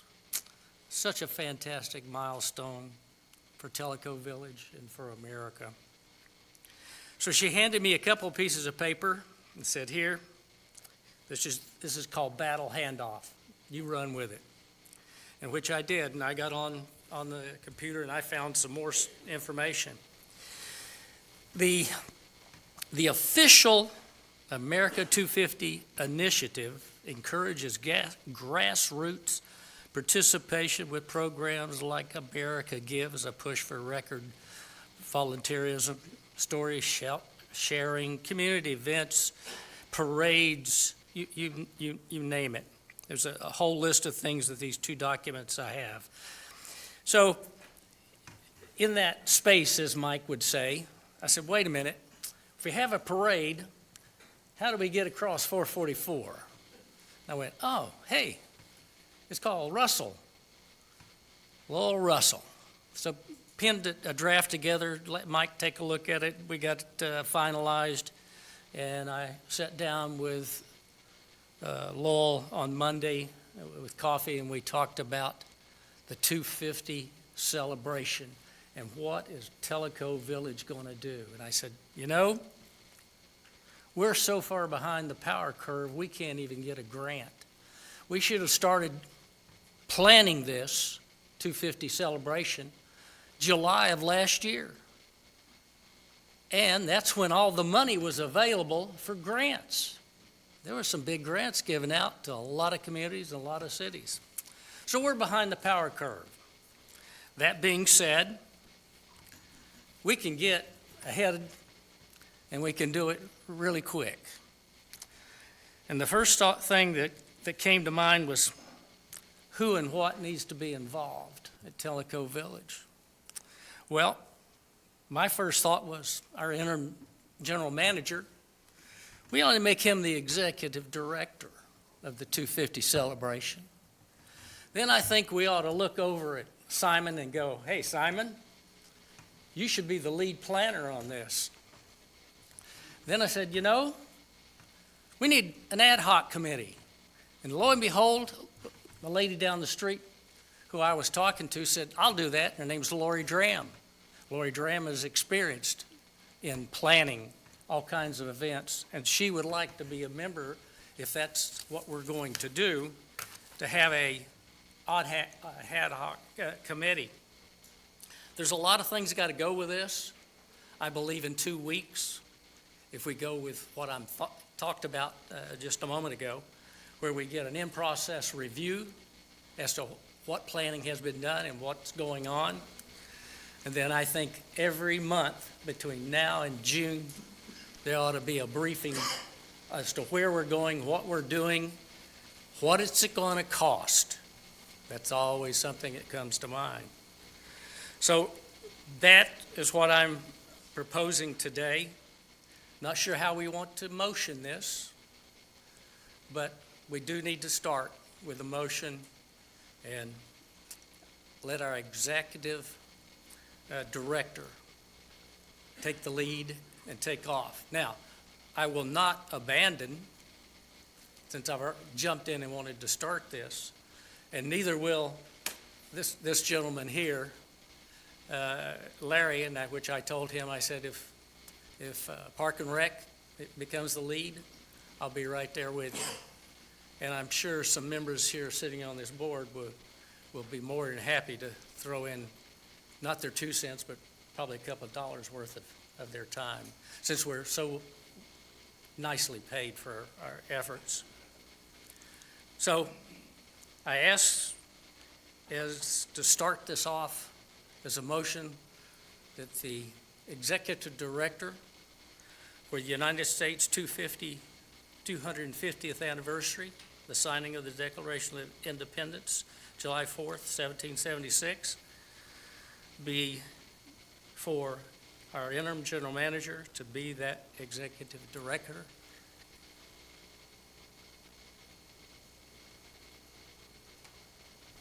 Mr. President, if that's a motion, I second it. Okay. Is there a motion for the ad hoc committee to go with it? I could do it separately, or we could do it Why don't we together. why don't we wrap this all up in one, because then the ad hoc committee is covered by our insurance? That's great, because that's how I have it set up. The motion would be for the interim general manager be executive director. And the second part of that would be a recommendation that Park and Rec Department, with the concurrence for the interim general manager to be responsible for planning, and that an ad hoc committee be formed, and as I requested, Lori Dram to be the first to be approved to be on that committee. Second. Karen, did you get all that? I'll watch it if I didn't. Okay. It's a little calmer than our last committee meeting appointments. At this time, there's a motion on the floor on the question. Turn your mic on. Oh, sorry. I would add to that, Mr. Brown and Mr. Godwin should be part of that ad hoc committee since they so graciously volunteered. Thanks for volunteering, guys. On the question. I have a question. Typically, these types of events in the past have been planned by Beth Kaburka and her team of people as opposed to the recreation department. Is that something that you guys have talked to those staff members about, and you feel like it's a better fit in recreation, or what are we thinking on that? This is going to take a lot of work, and whoever Matt wants to bring in and to support this, I could see much of Tellico Village staff getting involved. So I would not discount Beth getting involved. I'm sure she likes to be a part of a party. Well, her department's gonna be the one promoting it and letting people know about it as well, so she, by default, I think will have to be involved. On the question? All in favor? 7-0.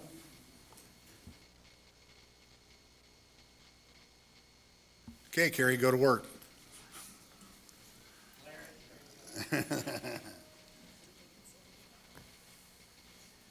Well, we're finally back on where the schedule says we're supposed to be, so here we go, guys.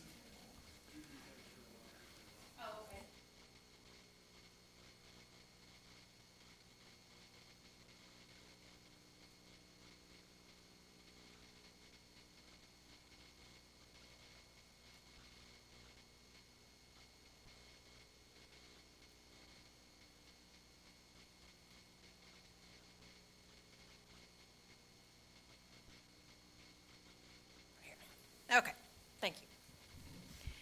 Okay, so as we walk through the financials today, given that it's the end of the year, I'm going to focus just a little bit on how our performance for the year aligns with our overall core financial objectives. Okay, let's start off looking at our cash. Our cash and marketable securities were $37.2 million, which was an increase of $6.3 million since the end of December 2024. These balances provide the cash capacity needed to support operations, capital needs, and our reserves. Across our reserve balances, we are earning a weighted average return of about 3.6%, with operating cash earning closer to 2.8%. Our general reserves, our water sewer reserves, and our WESAF together total $33.8 million, and these reserves support our objective of funding long-term obligations without constraining our future financial decisions. Let's look at our construction in progress is another significant balance sheet item at $11.6 million at the end of the year, which is up $9.5 million year-to-date, driven primarily by our Tanasi rebuild, along with progress on major water and sewer projects, and this increase reflects planned capital execution. Our total assets are $83.2 million, which are up $14.7 million year-to-date, while our liabilities increased modestly from to $18.3 million, largely due to the higher unearned revenue balances. Our debt-to-equity ratio remained very low at 10%, and this is in line with our continued emphasis on balance sheet conservatism. Our allowance for doubtful accounts remains stable over on the top right at 40% of accounts receivable. That's slightly improved year over year. Our suspended accounts total $758,000. Those are the ones that are over 90 days old, representing 42% of our current accounts receivable balance, and remain closer from a dollar standpoint, lower than last year. Finally, our unearned revenue totals $7.6 million, with utility assessments and unspent WESAF funds making up about 58% of that total balance when they're added together, reflecting funds that are collected for future specific purposes rather than current year operations.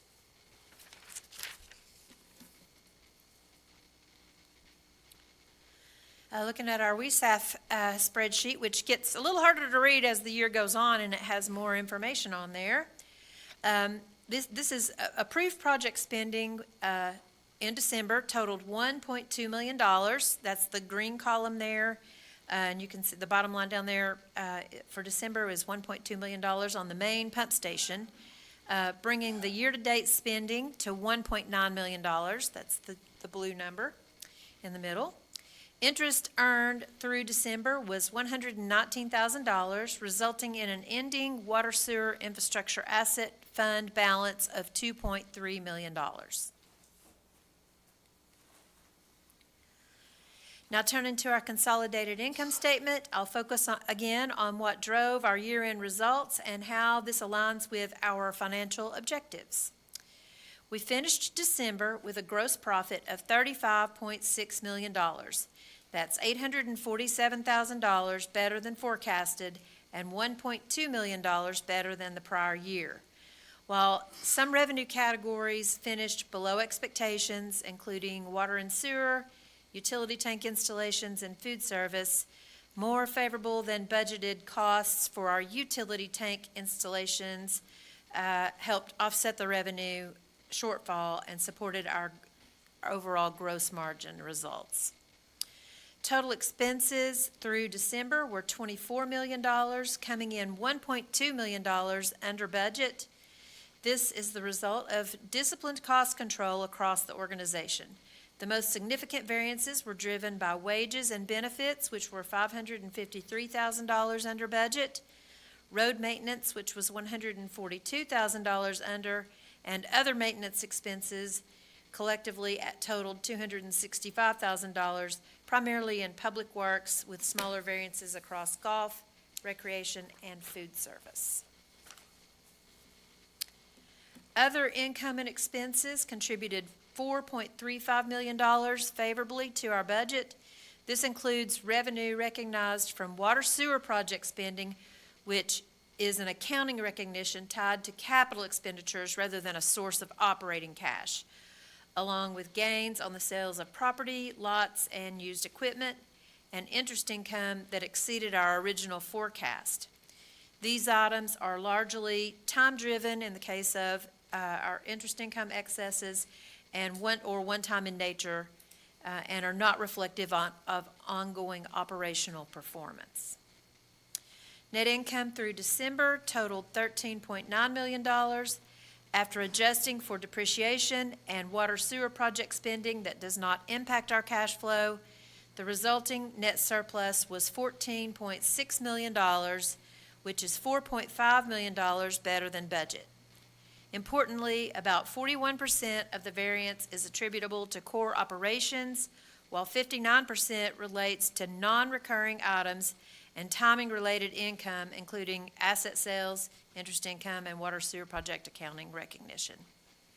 Again, this distinction is important because it shows that underlying operations were stable and predictable, which supports our long-term planning and reserve planning, reserve funding, I'll say, with additional upside from items that do not repeat year over year.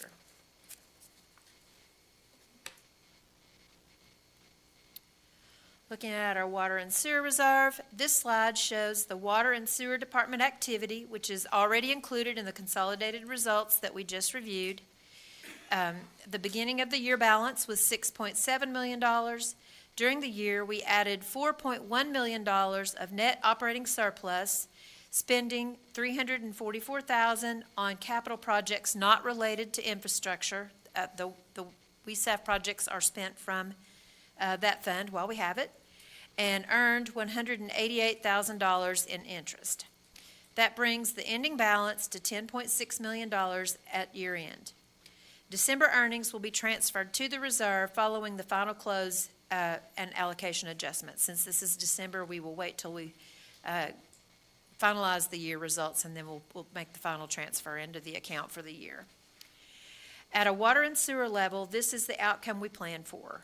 Operating results that support reserve funding, disciplined use of the reserves for routine capital needs, and steady interest earnings over time, allowing us to plan and save for both day-to-day upkeep and larger infrastructure improvements in a measured and predictable way. And also, I want to point out, following the town hall yesterday, I've had some questions and emails and help spot tickets asking, are we truly spending water and sewer money on other projects? And my answer is no. And I've pointed out that I've provided this clear and transparent presentation every month to the FAC and to the board. And if you go back to the website under the financial department, there is a water and sewer reserve fund presentation that describes how we reinstated the fund and how it is to be maintained.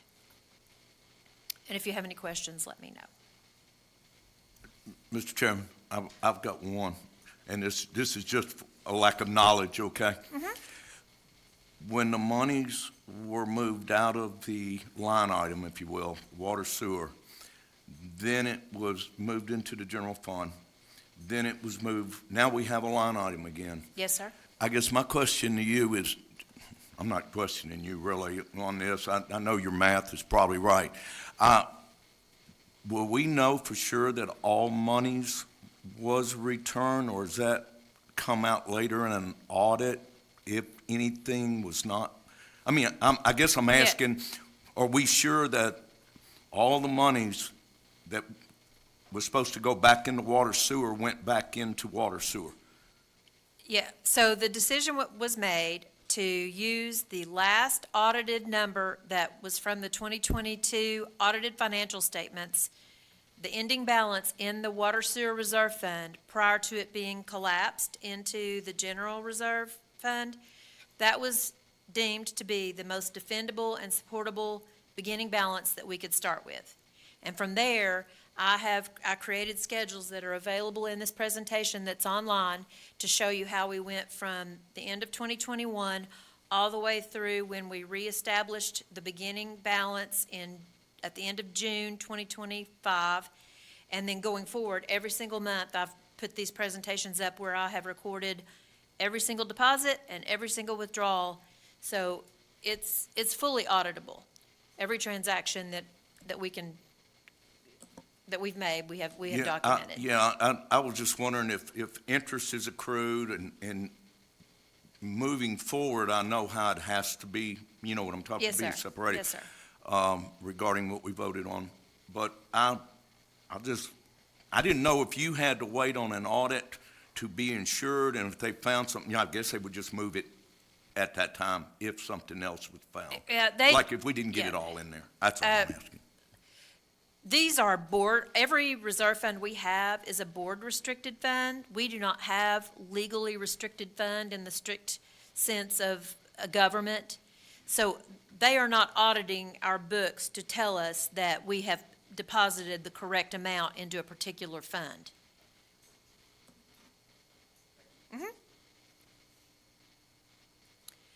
Okay, so this is our overall reserve spending for the year. The total 2025 reserve spending budget, including the carryovers from 2024, totaled $21.7 million. Authorized spending now totals $24 million, primarily due to the main pump station project approval that will carry over into 2026. So the approval number, the authorized number is bigger than the budget number because we signed those contracts for the main pump station. Year-to-date reserve spending totaled $13.6 million, with Tanasi accounting for the largest portion of that total at $7.9 million. It's the last item on the list. Authorized spending reflects project approvals, while actual spending reflects the pacing of the work for the year. So as a result, a portion of the remaining authorized spending will continue to flow through to future periods as work is completed. This pacing is important because it's input to our forward-looking cash flow and reserve planning going into this year. And with that, we have 4 funding requests this month, all related to golf maintenance. And I'm going to turn the microphone over to Mr. Wells.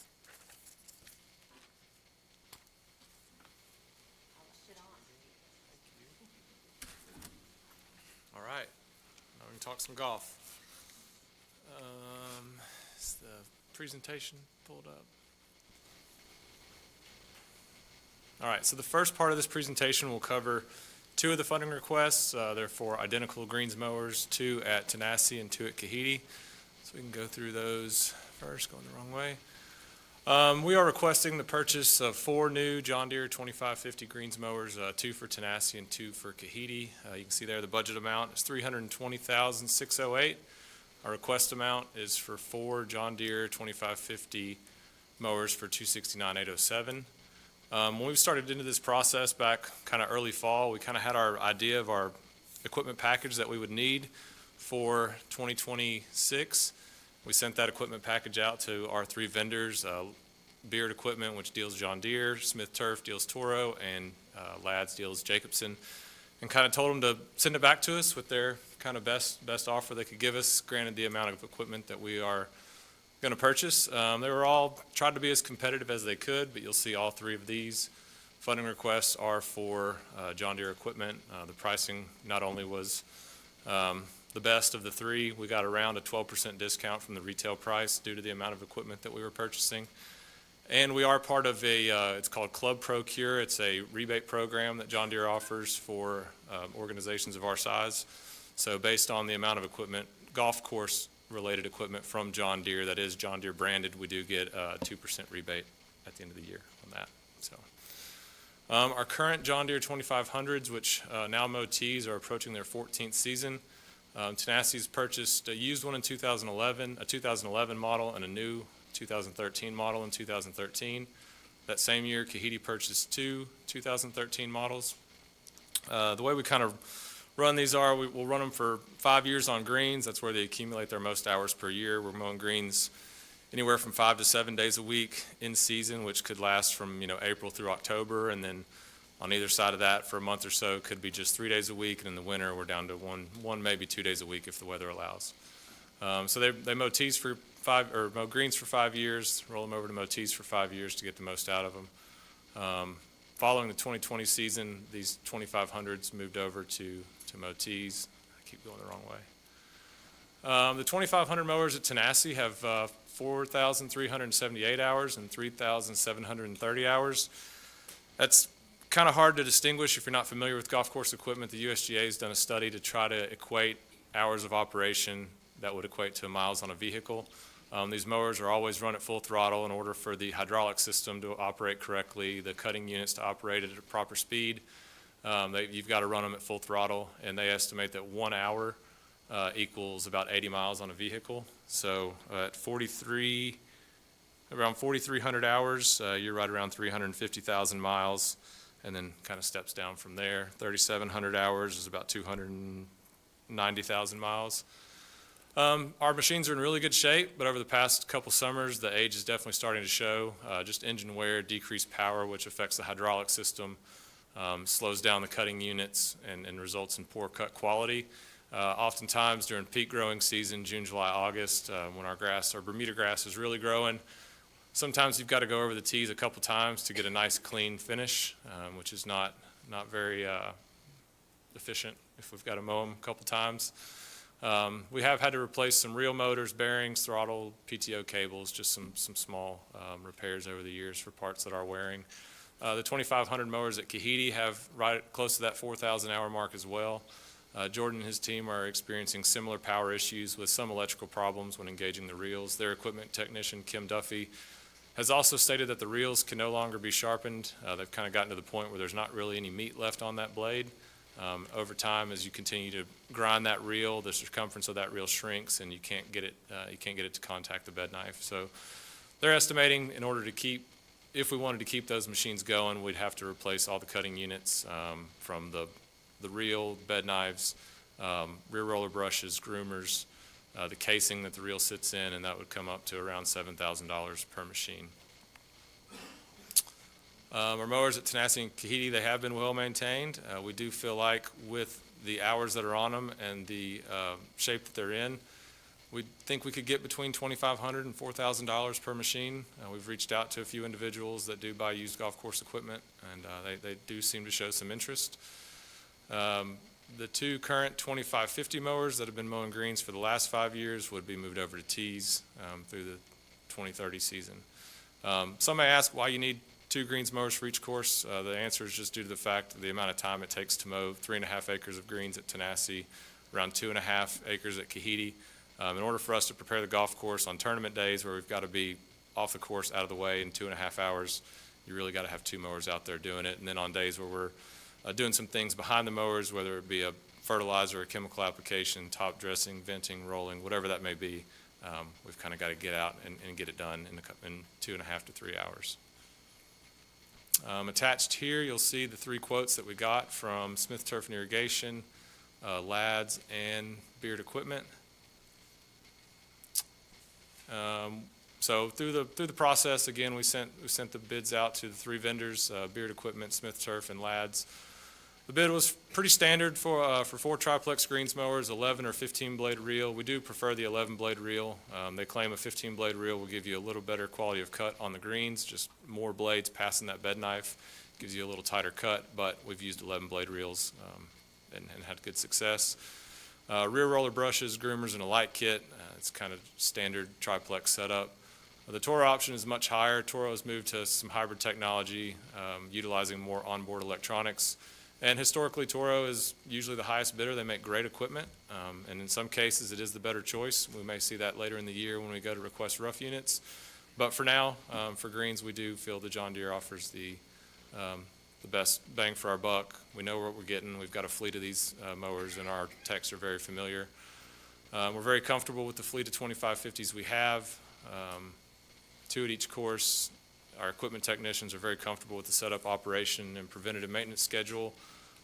John Deere does have excellent mobile tech service. They have one that lives in Lenore City. They're very responsive. They have a new program that we're utilizing this year. They're letting us try it for free. It's called their Operations Center. It allows us to enter all of our John Deere equipment, track hours, sends alerts of upcoming preventative maintenance, provides part numbers, makes recommendations per the manufacturer's specs. And we're still learning it, we're still playing with it, but I think it's going to be a really good tool for us to use. Delivery time on the John Deere was about 5 to 6 months. Toro couldn't really give us a definite answer, and Lads was about 5 to 6 months as well.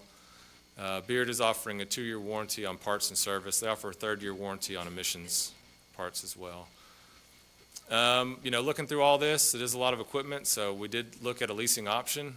We feel for the amount of time that we get out of our mowers, leasing is not necessarily our best option, especially with how well they are maintained by our equipment technicians. Excuse me. We did contact the Beard representative, and they stated they currently offer financing through Wells Fargo due to some better rates than John Deere Corporate would provide. So for the 4 mowers, 2550s, the lease payment would be $4,317 for 60 months with a fair market buyout option at the end of that lease. So 60 payments at that rate would be about $259,000. And just some online research, a mower with 2,000 hours of that year and model could sell for $24,000. I spoke to our representatives, and they think it would be more in the $10,000 to $12,000 range at the end of that. So we would, if we were to lease them and wanted to own them after 5 years, we would probably wind up paying about $40,000 to $50,000 more than if we just bought them outright. For all the reasons listed above, we do feel it is in our best interest to recommend the 4 John Deere 2550 triplex greens mowers from Beard Equipment for $269,807 for about a 15.75% savings. And then these are the funding requests where you can see the bids from all three. So those are the first 2 funding requests, and I'll open it up for questions if anyone has any.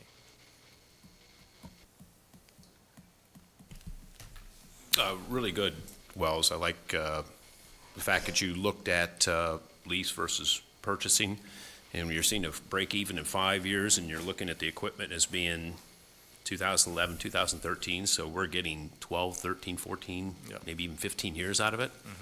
So no-brainer. Yep. We need to buy them. As you know, I come from Honda, and I used to do purchasing of forklifts, reach trucks, turret trucks. So one of the things I was brought on to do back in the 90s was to consolidate the purchasing, to get national purchasing pricing. And based on some previous contacts I have, I went ahead and checked these prices of this, knowing that we've got $250,000 in it. Somebody who has national purchasing with John Deere, and your pricing is very good. Very good. So I just want to let you know I checked, and I'm impressed. Yep. Keep up the good work. Thank you.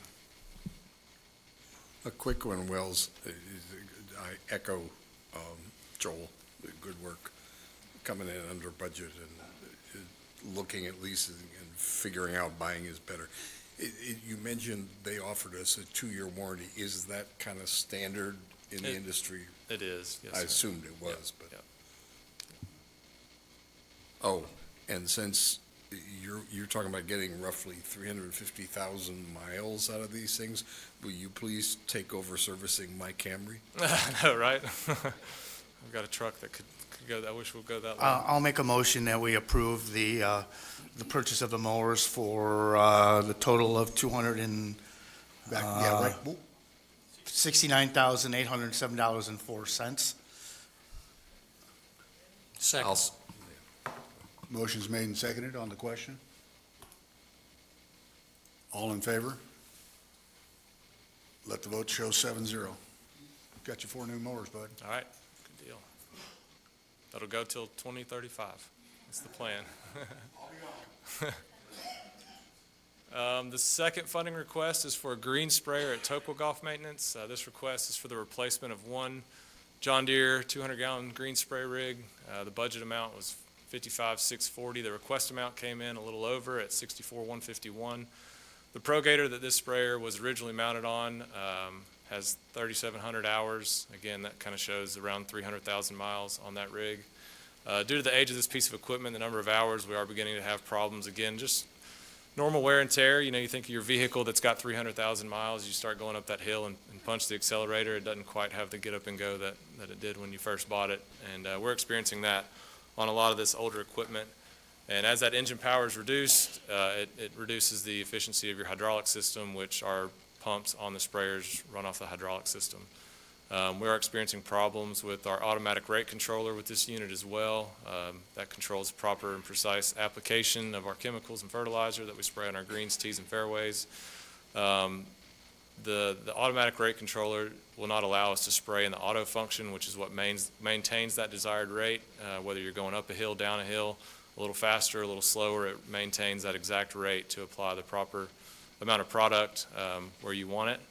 A lot of times we have to spray in the manual mode. It does work, but some of those desired rates will fluctuate, and you can see that on the rate controller as you're going up the hill and starting to slow down. Your rate may go from a gallon per 1,000 square feet down to 0.85, and then it'll jump back up to a gallon. If you go down a hill, it may jump up to 1.15, so it does vary a little bit. And precise application of these products is essential. These products that we do put out there are not cheap, and a lot of times the ounces of product that you're. All right. The ounces of product that you're delivering on this golf course, the product could be delivered in ounces per thousand. We have some products that are even in, quarter ounces per 1,000 square feet, so the rate can be extremely small. Yeah, those are the expensive ones. Yeah. The frame supporting the 200-gallon tank on this sprayer is getting to the point where it is starting to show some wear from rust, just water that will sometimes get trapped between that tank and that bed. All the hoses and nozzles are due for replacement as well. So we did send out a bid for a 200-gallon sprayer that sits on a heavy-duty utility vehicle with 2 seats, a hose reel, automatic rate controller, and a foam marker kit. Once we received the quotes back at the end of 2025, we did see a price increase kind of across the board on all 3 units. The reasoning I was told is because some of the electronics associated with the automatic rate controller and the flow regulation valves have gone up. I did have a miss on my part in the budgeting process when it came to calculating the tax, so I'll put that one on me. One option, if we decided, this is a little outside the budget and we needed to stay within that, we could possibly look at a used ProGator option. Hopefully the fact that we're getting 10 to 12 to 15 years out of these units, that may not be the case. The prices on this next chart do include tax. You'll see the Beard equipment came in at $65,151. Smith Turf came in at $76,223, and the Lads Spray Star came in at $67,900.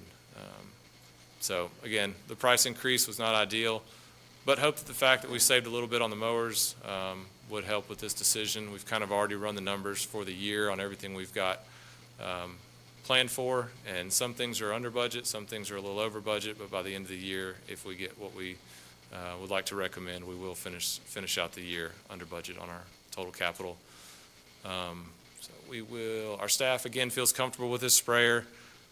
We have it at the same spray rig at Tellico and Tanasi. We do like the 2-seater option for training purposes. Another reason we're recommending John Deere units is the fact that they have the interactive program we can use. And another great benefit of this John Deere sprayer is the tank can easily be removed. It's not a standalone spray rig only. It would most likely be like that 90% of the time, but we're kind of staring down the barrel of a pretty bad ice storm. Hopefully not too bad, but in the event of a major wind event or an ice storm and we need another heavy-duty utility vehicle, we can remove the bed from this John Deere sprayer and put a utility bed on it. I've checked with John, and they actually do have an old John Deere ProGator bed that we would be able to put on this unit if we had to. Again, they're offering a 2-year warranty on parts and labor and a 3rd-year warranty on emissions. We would sell our 200-gallon sprayer that we own. And again, we did check on a lease option for all this John Deere equipment, and if we were to lease it for 60 months, we'd pay about $61,527 with a buyout option after 5 years. So for that reason, all these reasons listed above, we would like to recommend the purchase of the new John Deere HD 200 ProGator green sprayer. And I'll open it up for questions. Questions? I'll make the motion that we approve the new John Gator sprayer for $64,151.91. I second it. On the question? All in favor? Let the vote show 7-0. Got you some new toys. Good deal. Thank you. And last but not least is the Tellico spinner top dresser. The budget amount is $59,740. Our request amount is $57,084. Our current top dresser, it's a Turfco top dresser, again mounted to a John Deere ProGator, right around 3,200 hours. This is a 2009 model, around 256,000 miles if we converted that. We've had this unit for 17 years. It's been great part of our operation. It's a vital part of any golf course maintenance operation. It has the ability to apply extremely light coatings of sand to the putting surfaces for weekly applications to help dilute organic matter accumulation in the top inch of the putting surface. The machine can also be used a few times annually to apply very heavy, even coatings of sand top dressing when we core aerify or solid tine aerify our greens, tees, and fairways.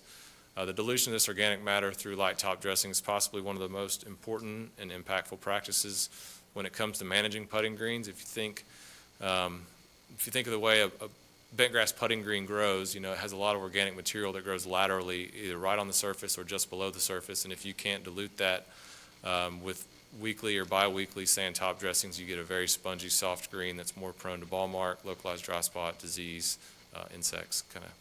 So we've been on this program now for about 15 years. When we first arrived in Tellico Village in 2011, we came into some very sick putting surfaces that were extremely soft, and really they struggled in the heat of the summer because of that. So we've been on this program for a while. The unit, again, has gotten to the point it does not have the power to keep up with the hydraulic demand to apply even coatings of sand. We're also to the point, again, when this unit's running around the golf course, the only time it's empty is when it's going back to the shop to get reloaded. It's always got a full front-end loader bucket of sand. Sometimes we have to take alternate routes. If you think of Tokwa going from 2 green to 3 green, rather than taking the cart path, we've got to go back out to Tokwa Road, go down the neighborhood, cut through, because we do have a hard time getting up that hill with a full load of sand. We've experienced some rear differential problems that they have addressed, about $2,000 for engine rear end parts, and around $1,600 in labor just repairing that. We sent out a bid to those 3 vendors again. In the bids, we asked for a heavy-duty 2-seater utility vehicle with a mounted spinner top dresser. They're all very similar. We're not familiar with them all. In Tellico, we've always used either a Dakota top dresser, which is what Kahidi has, and a Turfco top dresser, which is what we bought at Tanasi last year, and Tokwa currently has. The budget amount, again, here you see, these are the bids for all 3. The John Deere option's about $10,000 less than the other 2. They've indicated 3 to 4 month delivery for this. Again, our staff feels very comfortable with the Pro Gator. It's the same setup as all the other Pro Gators we have on property. Our equipment managers are very comfortable. Another reason we can use the onboard, the interactive program, the Operations Center, to help track hours and preventative maintenance. Again, this top dresser, just like the sprayer, can be removed and put on stands to put a utility bed on if we were to ever need to get to that point. Or if you buy a new piece of equipment right off the showroom floor, and sometimes there's some issues. You never know. Thankfully, those issues will be warrantied and repaired. But if that were to happen and we wanted to continue to be able to top dress our greens, we could put this Turfco top dresser on one of our other older Pro Gators while it's being repaired. They did offer a 2-year warranty on parts and labor, again, 3rd year on emissions. Another added benefit is the fact that their mobile tech is local, and we would plan to sell this Pro Gator. The last top dresser we sold at Tanasi last year, and it was, golly, I think it was a 2007 model. It was old. We got $5,000 for it as well, so we would look to do that. The lease option, again, it comes out just slightly under the purchase price, and if we were to lease, we would have to buy it at fair market value after the 5 years. These are the 3 bids, and there's your funding request. So with all that, we are recommending the purchase of the John Deere Pro Gator with a Turfco top dresser for $57,084.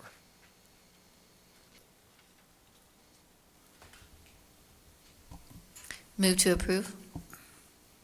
I'll second. On the question? All in favor? Good deal. Let the vote be shown 7-0. Thank you for the You support. got some more toys. Yeah, we really appreciate it. These are our 3 putting green specific capital requests for the year. So these are going to be very needed by the time we get into the growing season. So we wanted to get these out in front early. Will this be available to help the new Tanasi green? Well, we're outfitted at Tanasi, so the new greens mowers will, correct. Okay. Yeah, they should be online, although we'll probably walk mow that new green for a little bit until it's strong for a mower. Thank you. Turn your mic off for me, Hey, please. Will, can I ask one question? I just want to know from myself, you might get out of here and I might get to talk to you. Sure. When you look at hours in car miles, if you look at it, it comes up like 2,000 hours is like low mileage. But it also says in fleet service, they only last like 1,200 hours and people get rid of them. I guess I'm saying you're doing something keep these things going. Well, we have Or- very, very talented equipment technicians Yeah. that do a really good job with preventative maintenance.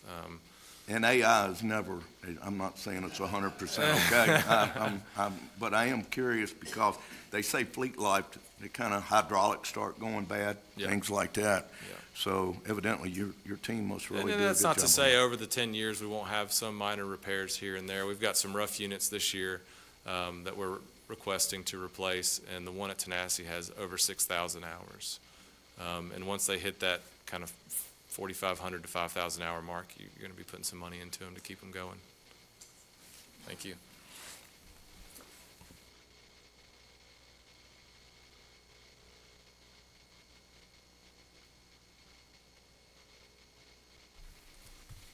Well, we're running a little bit behind, but you're up, Joel. I'll try to get us back on. You said we're behind? Yeah. Well, I'll try to get this, I'll get this done pretty quick. Next slide, please. So thank you for just a few moments. I'm going to just briefly talk about the 2026 Tellico Village Business Plan. I'm not going to talk about it like I did in great detail at the budget meeting on November 13th, but what I do want to do is give you a clear understanding of what our meeting's going to look like starting in February. Next slide, please.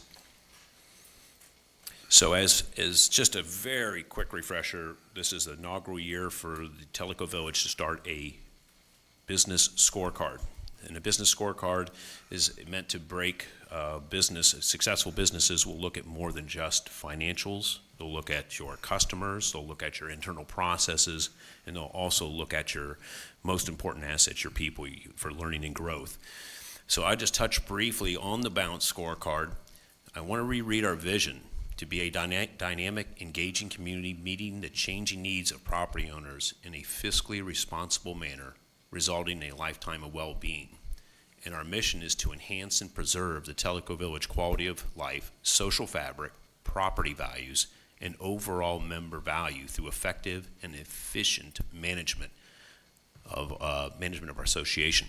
So in so saying that, we have broken down our strategies into these 4 perspectives, and I'm not going to read those to you, the bubbles, but those are the main strategies that drove 14 different initiatives this year. 3 of them for our customers, 3 of them in our finances, 4 in our internal processes, and 4 in our learning and growth. So these are the 14 that are supporting us. So what you're going to see starting next month, it will become the foundation of our future board meetings. So you're going to see a significant focus on presenting our business plans, and our business plans were broken down into plan, do, check, act, continuous improvement cycles. So for each one of these 14, we have a PDCA plan for it. On 8 of these 14, we have ad hoc committees to help kick these off because many of these are brand new to Tellico Village, or we're enhancing what's already there. Next slide, please. So in saying that, I just want to just go over briefly what a PDCA looks like and use this as an example. So this is our 8th target for supporting our balanced scorecard, is establishing a preventive maintenance program, or if you heard James Guy say, a predictive maintenance program, which is the next level. So the plan is so when you see these things every month, your eyes will go to the top right first, which is the plan. So if you had to look at what we're supposed to have done or doing as of right now, is to establish an ad hoc committee, which has been done. James Guy is one of the people on that committee. And the POA established a list of assets, building, vehicle, equipment, etc., for our preventive maintenance program. Your eyes should naturally drop down to the do, where it says Board of Directors gets a PM team of volunteers by the January 1st, which is done. And the POA establishes a list of assets for the POA program by the end of the month. These are all in place. I'll call your eyes now to the bottom left is the check. Remember, this is a continuous cycle. Plan, do, check, act. So what we have here is a Gantt chart showing what the schedule is to get these complete. And if you look, you'll see that an updated in green, my pointer's died on me, But you'll see that we're establishing our list of assets, and that's what's in the process right now. So we have a Gantt chart that's going to allow us to track and report these. So what you should be expecting in future board meetings is we'll start showing these PDCAs, and we'll be updating where we are in our plan. If for whatever reason, anywhere along the way, some of these have some most of them have, or should I say all of them have SMART objectives, specific, measurable, attainable, relevant, and trackable. If we fall behind schedule or our results are not as expected, what you will then see is us going through a root cause analysis, and that comes in the ACT section. And then you'll come up here and you'll see us talk about what we're doing to get back on track. So this is the new way of doing things here, and this will become the foundation of our future board meetings. So just want to give you a quick glimmer of this today. This is it today, but come February, this is going to be a significant portion of our meetings. And I really hope, and I'm very confident that everybody will get used to this format, so your eyes can just follow every time. Plan, do, check, and if necessary, act. Remember, the act isn't always a bad thing. If what we're doing is successful, we will standardize that process, and that's it. On we go. And then we can look at whether or not there's any need for continual improvement, or we move on to the next opportunity. That's it. Any questions? Mr. President, I have a question. Please. I think it was in the November meeting when you suggested that there were 6 ad hoc committees related to 8 ad hoc committees. Who are the members of those, and how were they So we have selected? we have both POA employees and residents. Some residents are not on any committees. Many of them are already on committees. There's a large number of people coming from long-range planning that are helping some of these out. Some are residents that are not on any committee. And POA employees, I work closely with Matt to come up with who is best represent those. We talked about a thing called early adopters. I don't know if many people know much about early adopters, but those are people that are very comfortable with change, and they're very positive and inclusive people, and they'll help not only complete the project, but they'll also help their peers understand what we're doing, why we're doing it, and help them understand why it's important that we move to the new cheese.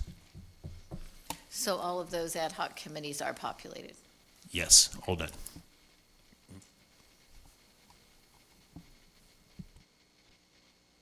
Are all these ad hoc committees signing the code of ethics?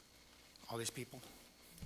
Not yet. We still have some of the meetings. We're going to finish the last meeting of them by the beginning of February, Okay. but I'll make sure that we get those. That's Okay. a great point, Ed. Because Thank you. they are dealing with less sensitive information, so. Good comment. And is there a list of those committees and members made available to the board members? I can do that, That'd be certainly. great. Mhm. Thank you.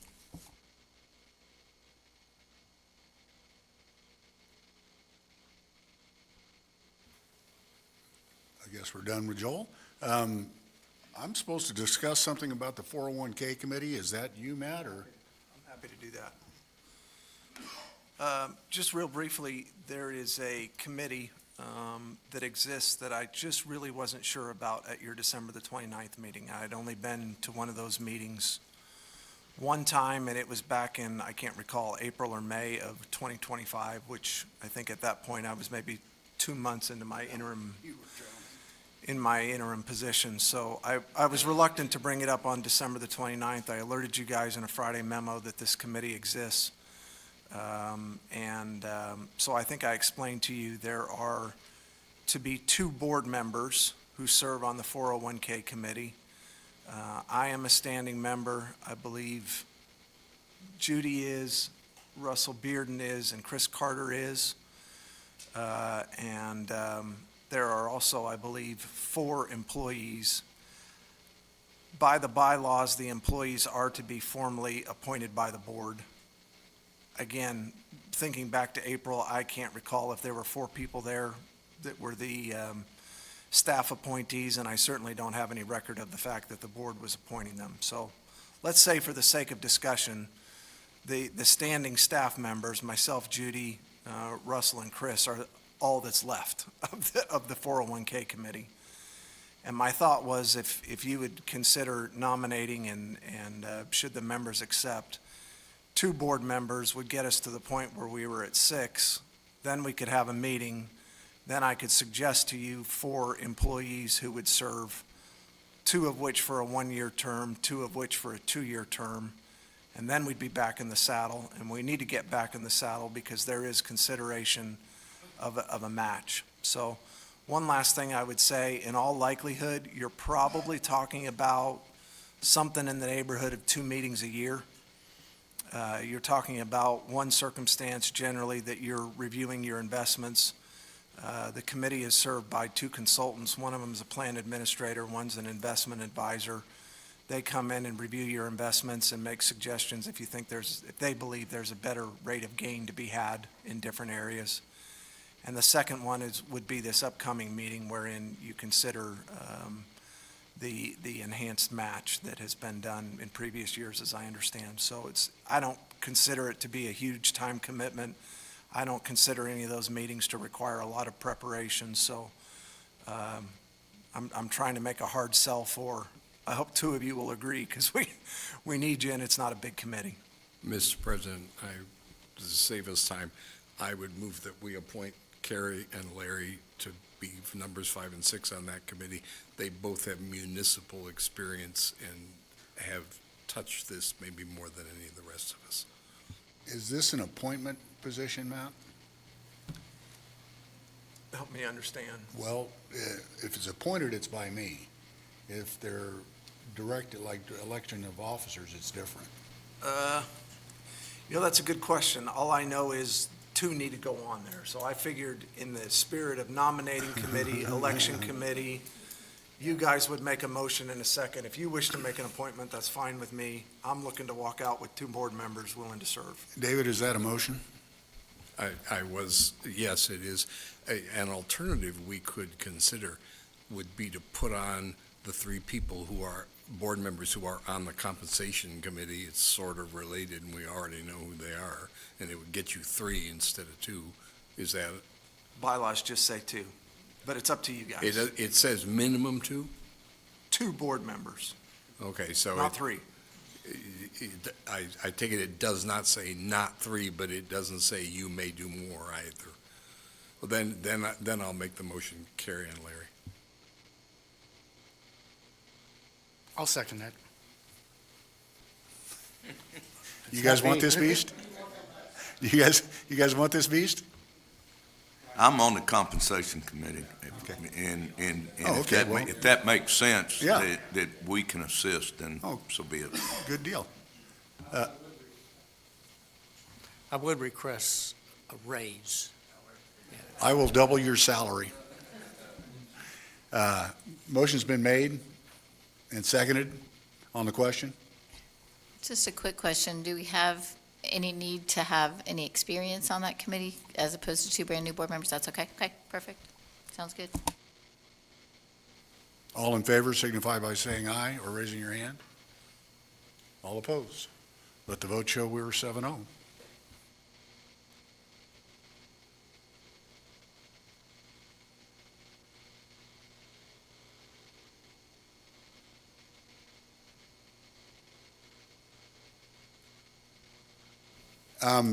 An item came up from yesterday's town hall that we needed to vote on the resolution that we are sending that our attorney has asked us to send to our elected representatives. And because it is a non-legal issue, non-safety issue, non-personnel issue, it's something that needs to be done in the open committee meeting that we're having now. Everybody seemed to be in favor of going down this road. Karen, could you put the resolution up? Can you blow that up, or is that as big a? That's the bill. Mr. President, save us a little time. There it is. There it is. That's it. Just to save us some time, I will move that the board adopt this resolution, and briefly, it has 5 whereas clauses that basically recite our history and why the board thinks we ought to do this. Maybe the most important whereas to me is the last one that says we've identified the benefit of adopting regulatory guidance and boundaries as essential for us to support the governance, the just and reasonable water and wastewater rates, a key phrase, and the long-term sustainability of water and wastewater services for all property owners in Tellico Village. That's why we're doing this. And then if you can kick up the now therefore part, I think we have it. Should be the next line. Yeah, there it is. So that top paragraph is what we're saying in this resolution. We are asking the Tennessee General Assembly to adopt private act legislation declaring our community's water and wastewater services to be subject to the authority of the Tennessee Board of Utility Regulation, which is abbreviated TBOUR, which provides oversight for municipal water and wastewater systems throughout the state.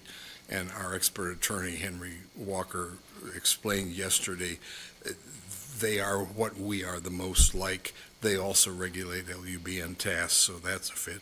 And then, and to be exempt from the jurisdiction of the Tennessee Public Utility Commission. Henry explained that yesterday. They're not designed to regulate our kind of water, wastewater. They're for shareholder-owned things. They are a much heavier kind of regulation. TBOUR is a much lighter touch, but it gives us the same key protections. We will have to forever segregate water sewer funds. Forever we'll only be able to spend them on water sewer matters, and TBOUR has a complaint process. You know, any customer can complain. The staff of TBOUR will investigate that and give direction. That could be escalated to a contested hearing if there were serious problems that the village wouldn't fix. Ultimately, TBOUR would have, since this board will be the board of, that's involved, TBOUR could remove board members who don't do what they're supposed to do to keep rates just and reasonable, which is, the legal words that really matter here. So I move we adopt this resolution so that this can go forward. Is there a second? I'll second. On the question? I have a question, and this is just coming up, and I was looking at the 5-year plan for water and sewer and cash flow, and it looks like if we concur with this current projects, the POA needs to donate money to water and sewer fund in order to make those projects go forward. So once we adopt this motion, will the POA be able to utilize funds to subsidize water and sewer, or, if need be for major projects? Or would they have to be 100% out of the rates? I believe Henry didn't entirely answer that question. We can ask him, sorry. I wouldn't think we will have a problem there. I think the question's hypothetical because, we have discussed future projects, but they're not necessarily set in stone. The board can adopt new ones or get rid of old ones or whatever. But it's in a budget 5-year cash flow, and that's my concern, So, yeah, we could delay the projects so that they're funded by that, but I just wanted, this could be an impact on something on future projects and how we finance them. So I just want to make sure that we're well aware of that ability, what we can and can't do. I mean, it's a good question, and one of the things that we talked about in the budget meetings, and Jim, correct me if I'm wrong, is that I think that the number we're looking to fund water and sewer is about 21 million. I think it was about that number. And I think that we also set a goal for our reserves to be 100% in 5 years, right, which kind of matches up with this as well. And we also talked about that fact that when we put it in water and sewer, that it's like a one-way street. You can't go water and sewer to others, but you can go to general reserve to water and sewers. I said what I thought we agreed to. And that's what we have general without this, and I'm just wondering if that's going to inhibit us from doing that, this TBOUR, and that's going to inhibit us from doing that, taking funds from our POA staff to fund one way. to that. That's the question I have. And, I was thinking about that yesterday after the meeting, and it was like, I would like to see that answered for us by Henry, if we can, moving forward. So the board's aware on how they need to work moving forward, comply in the future. And that's a fair challenge, Ed. The TBOUR will not let us go bankrupt. I know. That's the whole thing, and they will fund it through the rates or whatever is necessary for projects that we have determined are needed. Yeah. And so that in that realm, if we have to, that's their primary goal. One of their primary functions is to make sure that independent water and sewer distributors, which that's all we are, do not go under. And that's their primary goal. In our covenants, though, we're allowed to use POA funds for water, sewer, and streets. So I'm wondering if this supersedes that, that's just a question I have. I don't think they'll have any problem with us putting more money in. Yeah, I'm going to tell you that right You now. never know. But I think what was said to us when we were learning about this was that if they come to you and say you're in the red for a couple of years, then they can require you to increase rates. So that's why it's going to be, I think that's a fair question to make sure we know that as opposed to increasing rates, we might want to be able to move money from our reserves into that fund. And that's a good question. Mr. This President, also- on that point, we would, 2 points, we would have that same issue if we were regulated by the PUC, and Mr. Walker told us if we fight that, we're going to lose. So you have this issue anyway, and if we want to get under what it seems to me is the better regulation of TBOUR, we have to pass this today because there's a hard deadline for getting the bill into the legislature.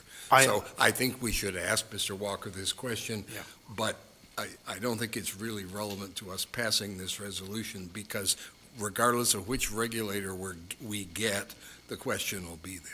And I agree, I support the TBOR solution. It's just a question for me and future boards to know, so we can, No, we know it's exactly a where it's very at. valid question, Ed, Yeah, and I so- appreciate it. But right now, this is, we're trying to choose between TBOUR and TPUC. Totally agree. I'm sorry, I was just saying, which is not totally in our hands. This is just something that we're hoping that we can succeed at. Now, it's true, things will not be totally in our hands if we're regulated. We will have the protection that in the future, our rates have to stay just and reasonable. I personally favor that, and I think a lot of the village does too. I'm sorry, Mr. Chairman, I was saying that it's not totally in our hands, that we'll be under TBOR regulations. That's just what we're, Yes, hoping to achieve. The legislature is like judges on a given day. You can't be 100% sure what they're going to do. We can't guarantee the bill will pass, but Mr. Walker told us that all of his contacts so far look as though it will. Was there a second to the motion, David? Oh, Larry seconded. Did you get that, Karen? I'm working on it. Give me a second. On the question? All in favor? Let the vote show it was 7-0. Mr. Chairman, I do have one comment to make, and that is I would like to thank our attorney, Kevin Stevens, for recommending a subject matter attorney and recommending Henry Walker to us, because it is because we have this expert who has a lot of expertise and experience in this field who discovered this TBOUR as an option. So I just really appreciate them working together on that, bringing that to the board. Thank you. It was well worth it. The only thing left is the Communication Advisory Committee. Beth, are you going to speak to that, or Matt's going to speak to that? I don't know how I got saddled with it.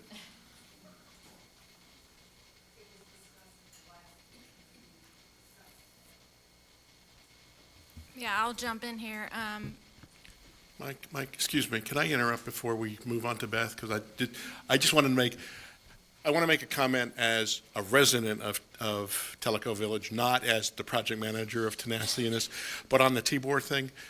One of the comments that was made yesterday by both Mr. Walker and a number of people was we need the support of our state senator and our local representative, Lowell Russell and Randy McNally. I did send them both an email this morning and received responses from them both saying they appreciate the feedback from us. So I just wanted to point out for everybody here that whether you oppose it or whether you support it, whichever way, your representatives and state senators want to hear from you, and they will respond to you saying, thank you very much. And then I think they'll move forward with the way the village wants to go. So it's important to do that. So, and sorry, I didn't mean to interrupt, Beth, but I just wanted to close this out on that basis.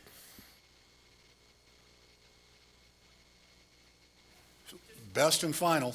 Just to let, along with what he's saying, give the residents a timeline of when the cutoff is. In other words, Dave mentioned we're on a tight timeline.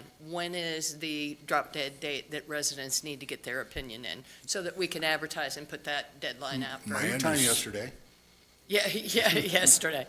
My understanding is the only deadline we have is that the bill has to be in the legislative process by January 31.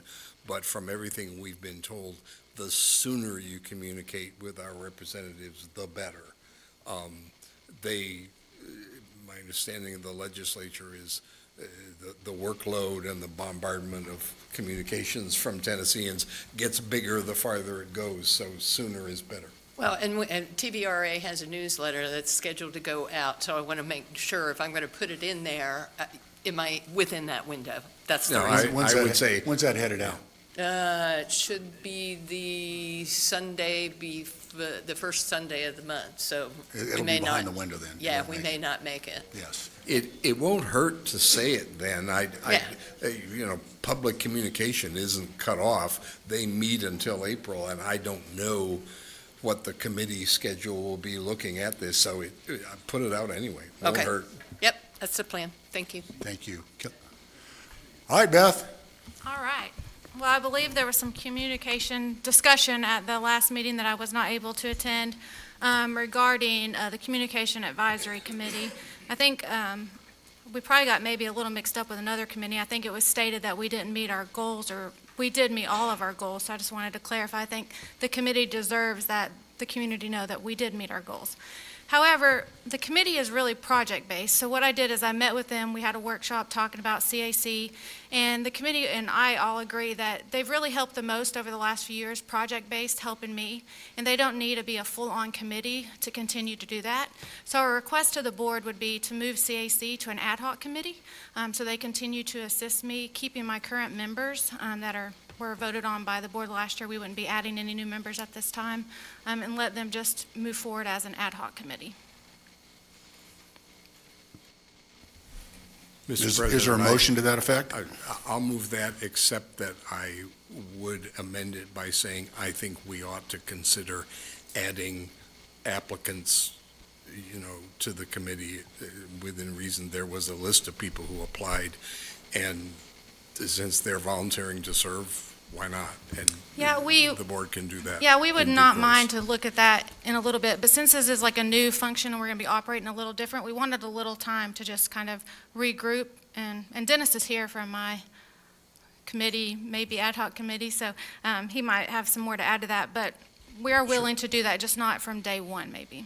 Sure, we could revisit adding applicants, people who applied this year. We could revisit that at the February meeting. That gives you time to talk. So I move that we adopt this suggestion and come back in February to the question of adding members from those. I'd like to amend that to maybe make it March, the timeline, because I think they meet in about 2 weeks. That really doesn't give them a lot of time. I would say. She's saying she wants to talk to them before we add anything. Yeah, I know. We're I would not just say. meeting on a regular Hold on. schedule. Ed, hold on. Yeah. Carrie has the floor. My question is, what's the number of people on that ad hoc committee? There would be 5. 5. And if we add a member or two, it would be added to. You're saying there are 5 current. Ed, you had something to add? Yeah, I was just, they used to meet like the first Friday of the month. So if that schedule is still there, they'd only have like a week and a half to really, a couple weeks before a board meeting to really resolve this. So I like your motion, but I still amended that they come back with a recommendation in March instead of February. I understand the spirit of that, but I'm not understanding it because since they meet first Friday of the month, they will meet well ahead of our next board meeting. But they may have a workshop or two to to restructure this, after the meeting. So I just want to give them time, appreciate to work out the kinks and really come with a real formulated hard plan. If Beth feels that she can do it in February, I have no problem with that, but I just like to see.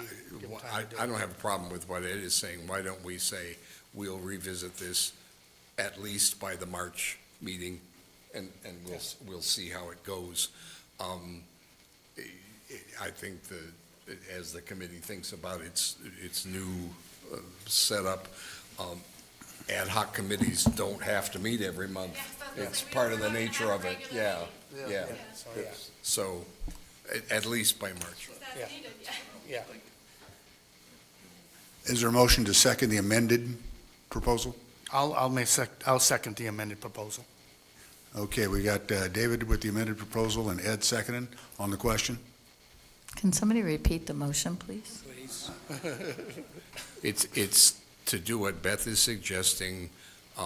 She's going to meet with the previous members of the committee and think about how they're going to function as an ad hoc committee. And at least by our March meeting, we will consider whether to add any of the applicants for the committee to that ad hoc committee.